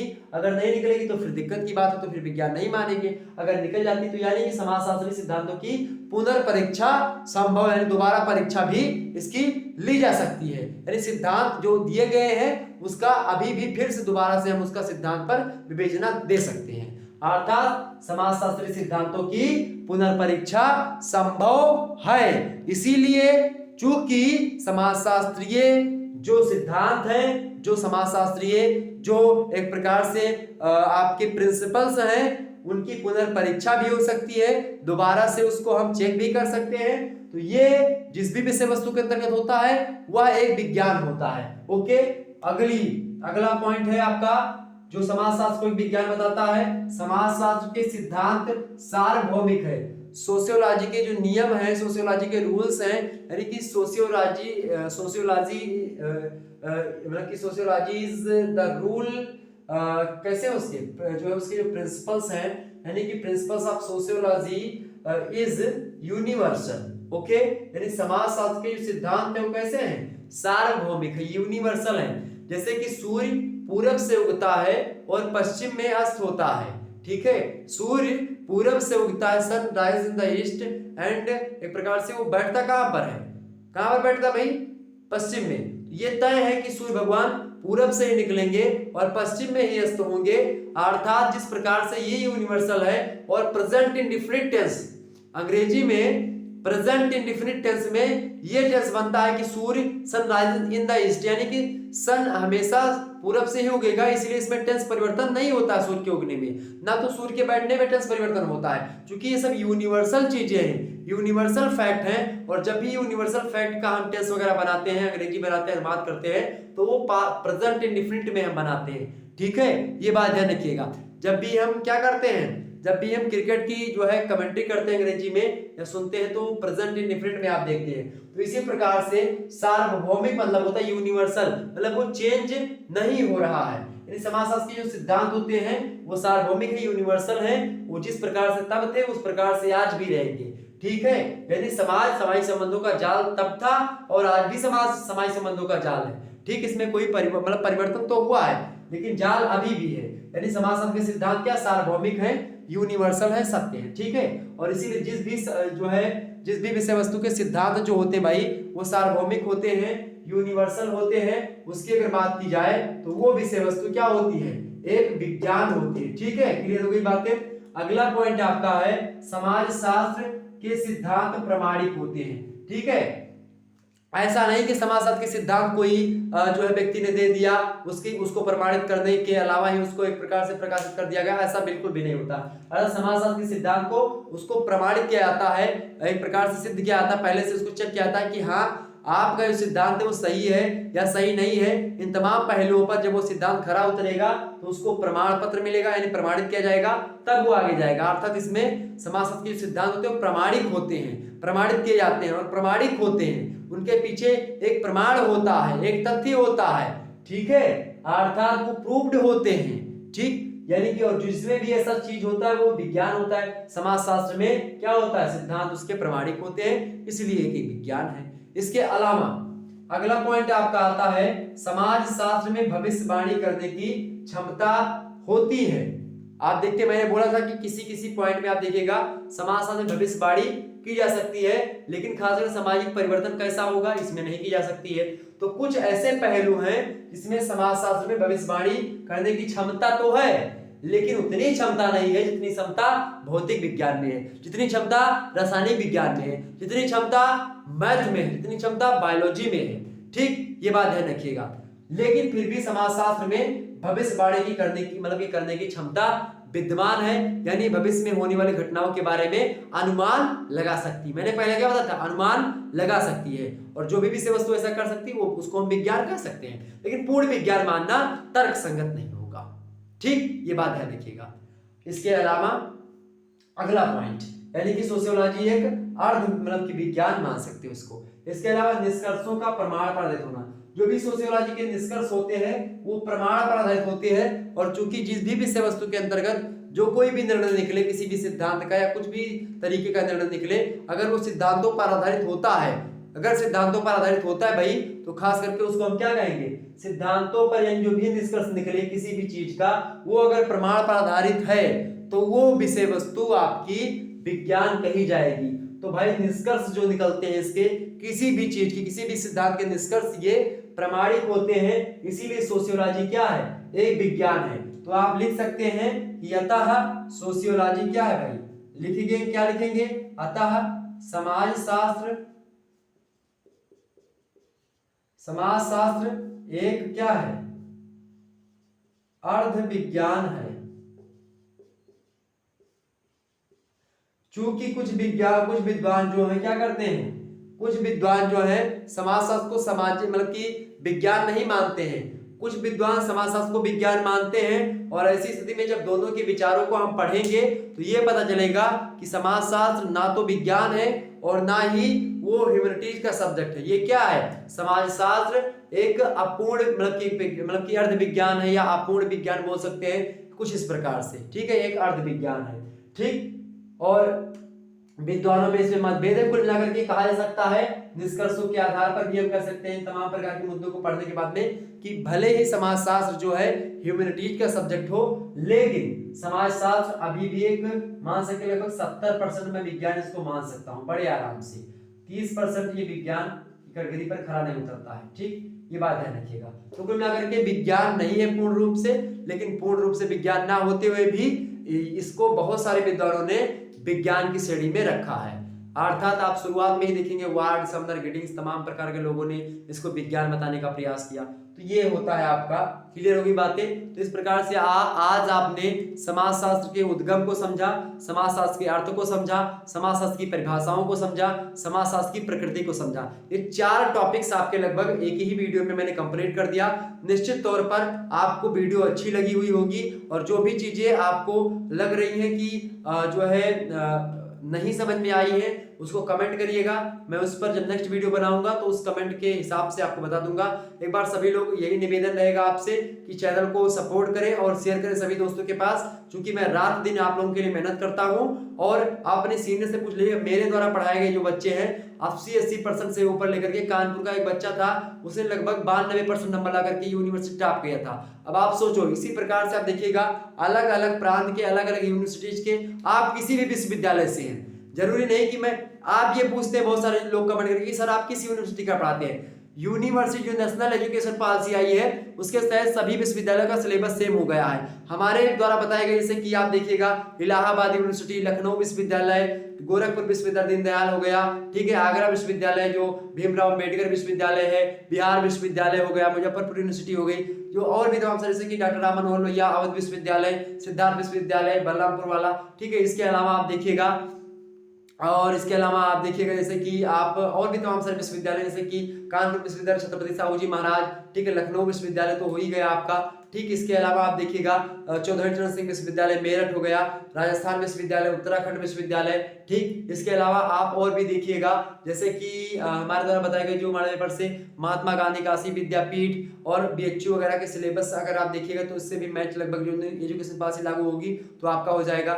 इसके अलावा और भी तमाम सारे दिल्ली विश्वविद्यालय में आप देखिएगा, इसी प्रकार जो भी विश्वविद्यालय आपके मतलब कि हो रहे हैं, शाकंभरी यूनिवर्सिटी वगैरह हो गई, ठीक है, और इसके अलावा और भी मतलब कि और भी विश्वविद्यालय जो है आपके, वो तमाम प्रकार के विश्वविद्यालय जो हैं वो सब के लिए मैं पढ़ाने का प्रयास करता हूँ। सभी का सिलेबस सेम हो चुका है, तो अब भटकने की, परेशान होने की बिल्कुल भी आवश्यकता नहीं है। खुले मंच पर मैं पढ़ा रहा हूँ बिल्कुल फ्री में। आप आराम से पढ़िए, इत्मीनान से पढ़िए, एकदम से विस्तार से पढ़िए। नोट्स आप बनाते हुए चलिए, स्क्रीनशॉट लेकर के नोट्स बनाइए और आसानी से आपकी परीक्षा में विश्वास मानिए कि आप 80 से 90% अंक लाएंगे, अगर आपने विधिवत तरीके से मेरे द्वारा बताए गए तमाम प्रकार के पहलुओं को फॉलो किया और पढ़ लिया सही तरीके से। ओके, सभी वीडियोस को जो 2022 की पढ़ी हुई ऑलरेडी पहले से, उसको देख लीजिएगा, ठीक है, बहुत ही महत्वपूर्ण है। उसमें हमने ऑब्जेक्टिव मॉडल पेपर, लिखित मॉडल पेपर और जो है लेक्चर मतलब कि जो लाइव क्लास हुई थी वो सब अपलोडेड है, आप उसको प्लेलिस्ट में देख लीजिएगा। बाकी न्यू क्लास आएंगी तो आप देखते रहिएगा धीरे धीरे, ठीक है। तब तक आप लोग वही देखिए जो अपलोडेड है ऑलरेडी पहले से, ठीक। क्लियर हो गई बातें? क्लियर हो गई भाई? तो कुल मिलाकर के आप हर एक सब्जेक्ट का यहाँ पर वीडियो आपको मिलेगी, हर एक सब्जेक्ट की क्लास यहाँ पर होती है। और जब भी क्लास होगी आपकी रात के 9 बजे से क्लास होगी BA first year first semester की, तो आप लोग एक बार 9 बजे आप जरूर आकर के चेक करें कि कौन सी क्लास आज होने वाली है। ओके, ये बात क्लियर हो गई आपकी। इस समय तो भाई जो है अयोध्या क्षेत्र के इधर तो जो है पानी तमाम भरा हुआ है, बाढ़ आई हुई है, ठीक है, तो लाइट वगैरह पूरा डूब गया है। जहाँ पर लाइट वाइट आती है तो हो सकता है आने वाले, जब तक इन्वर्टर चलता है तब तक जो है लाइट वगैरह रहेगी, उसके अंदर फिर लाइट नहीं रहेगी तो फिर हो सकता है कि क्लास इस तरीके से ना हो पाए या मोबाइल चार्ज ना हो पाए, तो फिर देखा जाएगा कि व्यवस्था कैसे होती है। वैसे लाइट तो हमारे पूरे इस बेल्ट की लगभग कट चुकी है और जो है अब लाइट आने की संभावना बहुत ही कम है, ठीक है। और खास करके बाढ़ का पानी बहुत ज़्यादा एक प्रकार से भर चुका है, पूरा का पूरा डूब चुका है। तो अब जो है हो सकता है कि लाइट वगैरह मतलब लगभग 10-15 दिनों तक ना आए, ऐसा अनुमान लगाया जा सकता है। अनुमान लगाया गया, नोटिस भी आ गई है एक प्रकार शासन के द्वारा, ठीक है। अब इसमें क्या करना चाहिए, सरकार वगैरह इतना पैसा टैक्स लोग देते हैं, तमाम पैसा है सरकार के पास, ठीक है। ऐसी बात नहीं कि राजकोष खाली है, संचित निधि खाली है भारत की।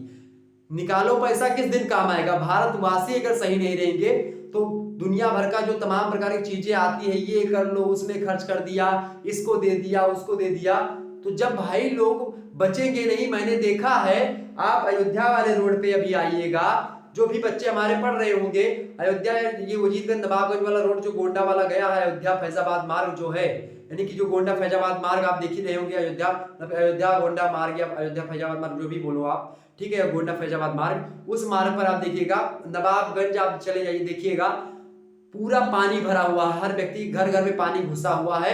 और इधर बलरामपुर आप जाइएगा, उतरौला साइड में, ठीक है, बहराइच वगैरह के इधर साइड में आप देखिएगा नेपाल का पानी छूटा। इसके अलावा आप देखिएगा बलरामपुर तो एकदम से डूबा है, आप मान करके चलो, पूरा सब बंद, सड़क वड़क सब डूबी हुई है, ठीक। यहाँ तक कि बस वगैरह चलने की सुविधा नहीं थी। आप सोच सकते हो इस प्रकार से व्यवस्था, एक प्रकार शासन को पहले से ये देखना चाहिए कितने दिन से बारिश हो रही है, उसकी व्यवस्था करनी चाहिए पहले से कि हाँ अगर बाढ़ आएगा, नेपाल पानी छोड़ेगा तो क्या होगा, ठीक है, उसकी व्यवस्था पहले से कुछ व्यवस्था बनानी चाहिए। या फिर जो पैसा रुपया धरे हैं सरकार संचित निधि में, ला करके एक प्रकार से लोगों को देना चाहिए। इस समय लोगों की मदद करनी चाहिए। मैंने देखा है अपनी आंखों से, मैं बता रहा हूं कि मतलब देखा है कि सब बेचारे अपनी जो भैंस गाय सब है, सबको सड़क पर जो है उसके किनारे, और मतलब कि कोई स्कूल में जब मतलब सड़क के किनारे जो है, जो भी पानी नहीं चढ़ा है वहां पर ले लेकर बांधते हैं, वहीं पर अपनी खटिया मच्छा उठा करके, लोटा डल्लू जो कुछ भी है बेचारों के पास, सब वहीं पर निकल करके सब वहीं पर रह रहे हैं, वहीं पर मतलब बताइए उनकी प्राइवेसी का किस प्रकार से हनन हुआ है। तो भारत देश अभी भी ये एक प्रकार से मानना पड़ेगा कि जो मध्य वर्ग है या फिर जो गरीब तबका है, वो अभी भी एक प्रकार से इस प्रकार मतलब कि गरीबी से आजाद नहीं हुआ है। ये मान करके चलिए आप, गरीबी से आजाद नहीं हुआ है। गरीबी से आजाद तब होगा जब शिक्षित होगा व्यक्ति, और शिक्षित होने से भी अब लगभग आप देखते हैं, शिक्षित अगर आप हो भी गए, नौकरियों के लिए भटकना पड़ता है इधर उधर, ठीक है। लोग शिक्षा इसलिए अब बच्चे पढ़ रहे हैं क्योंकि उनके पास खाने को उनके माँ बाप के पास नहीं है कि हाँ भाई बच्चे को पढ़ाते किस तरीके से, अपना खेत पात बेच करके पढ़ाते हैं। बाहर जाकर के दिन भर बच्चा काम करता है, पढ़ता है, बीए करता है, तैयारी करता है, साथ साथ दुनिया भर का अपनी मतलब समोसा देख रहा है कि वहां पर तला जा रहा है, लेकिन इतना पैसा किसी छात्र के पास नहीं होता है कि वो समोसा खा ले। जब मैं भी पढ़ता था ऐसी स्थिति ही थी, ठीक है, कि आप देखिए कि समोसा खा ले तो ये पैसा रख के लिए फीस जमा कर दी है, ठीक, या पिताजी से कहना ना पड़े। वैसे पिताजी से कहोगे तो भाई किसी तरीके से वो ला करके देंगे, ये होता है। लेकिन अब वो कहाँ से ला करके देंगे ये भी तो सोचना पड़ता है। ठीक, तो ये सबसे महत्वपूर्ण है। और अगर मान लेते हैं उसने आप पिताजी ने आपके रिस्क ले लिया और हो सकता है किसी प्रकार से आप ना हो पाए, नौकरी ना लगे, तो फिर क्या होता है? बहुत सारे लोग सुसाइड भी करते हैं इसी को लेकर के। तो इन सभी चीजों को, और खास करके जो ये चीजें, इन पर सरकार को ध्यान देना चाहिए। जो भी पैसा रुपया रखे हो तो उसमें अब बजट बनाने में नहीं फंसना चाहिए किसी भी सरकार को। अब ये मैं बात जो बोल रहा हूँ हो सकता है किसी को बुरी लगती है, किसी को शासन के कोई व्यक्ति देख रहे होंगे तो वो बोलेंगे कि हाँ ये मतलब कि बहुत ज्यादा ये बोल रहे हैं, क्या छोटा सा बच्चा और किस प्रकार से बातें कर रहे हैं। ऐसा नहीं करना चाहिए, बिल्कुल ये नहीं कि मैं अनुच्छेद 19A के तहत ये बात बोल रहा हूँ।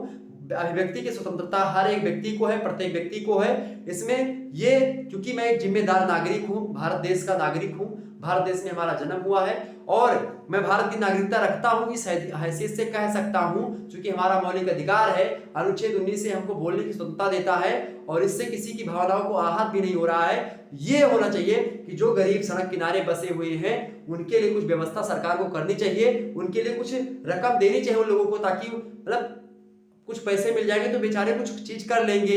हो सकता है आगे चल करके वो अपना थोड़ा सा पटाई कुछ भी पाट वाट ले, यहाँ जब से घर डूब गया तो क्या करेंगे, मतलब उसमें पानी भरा हुआ है सब एकदम से। सोचिए उनका घर कैसा, ना लाइट आएगी ना बिजली। अब हमारे यहाँ भी मतलब पूरा ये सब लाइट वाइट सब खत्म, ना लाइट आएगी ना कुछ होगा, सोचिए आप।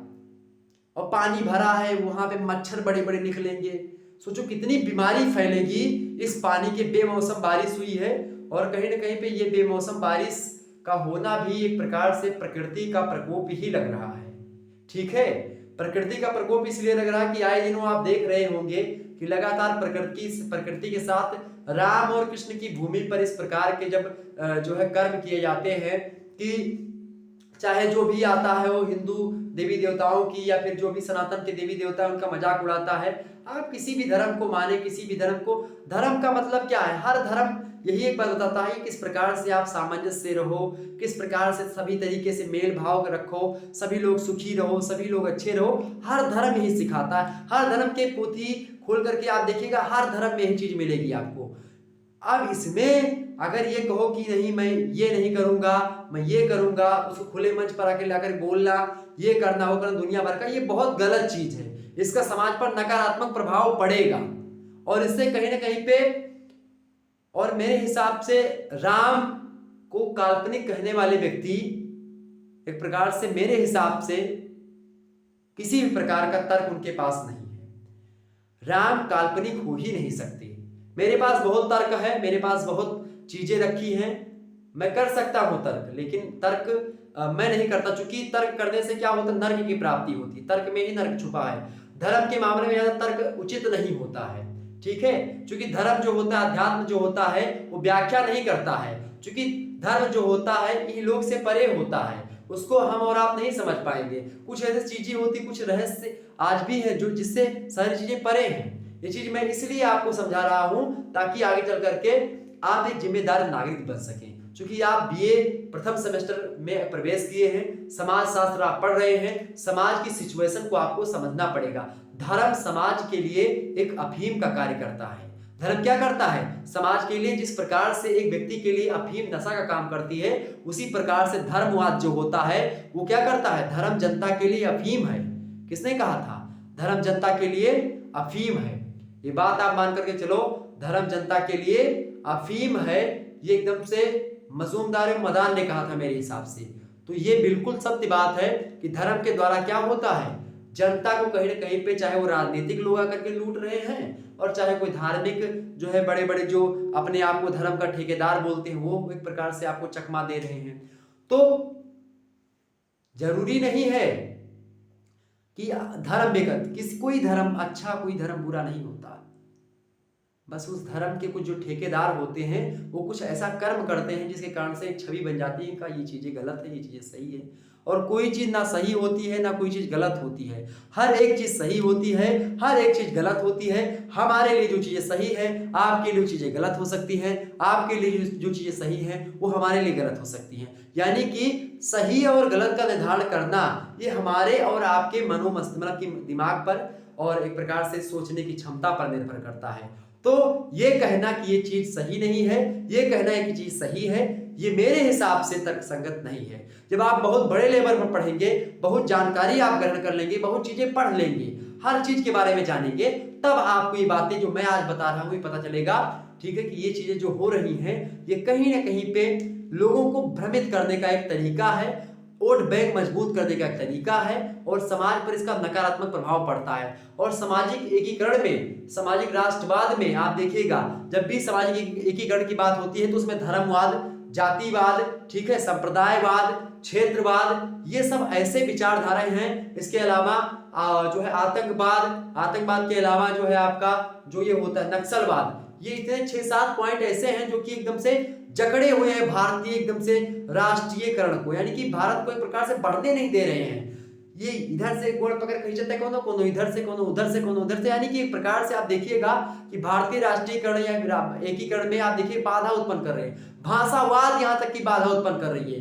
कोई आप देखिएगा, कोई मलयालम, कोई तेलुगु, कोई कन्नड़, कोई मराठी, कोई गुजराती, कोई असमिया, कोई उड़िया, कोई तेलुगु, कोई सिंधी, अलग अलग प्रकार से, कोई हिंदी, कोई बिहारी, मतलब वो तो हिंदी बिहारी सब एक ही बात है, ठीक है। तो इस प्रकार से आप देखते हैं कि अलग अलग लोग अपनी अपनी भाषा को मानने का प्रयास करते हैं। हालांकि मातृभाषा माननी चाहिए, लेकिन एक भाषा होनी चाहिए, हिंदी भाषा को राष्ट्रभाषा का दर्जा मिलना चाहिए, क्योंकि हिंदी भाषा जो है प्रकार से, चूंकि हिंदी भाषा से जो है हिंदुस्तान की जो है वो पहचान है। आज हिंदी से हिंदुस्तान की पहचान है, ठीक है।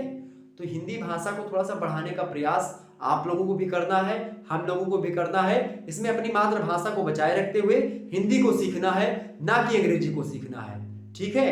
तो जो लोग अंग्रेजी को सीखते हैं उनसे निवेदन, अंग्रेजी को सीखिए लेकिन हिंदी को भी सीखिए।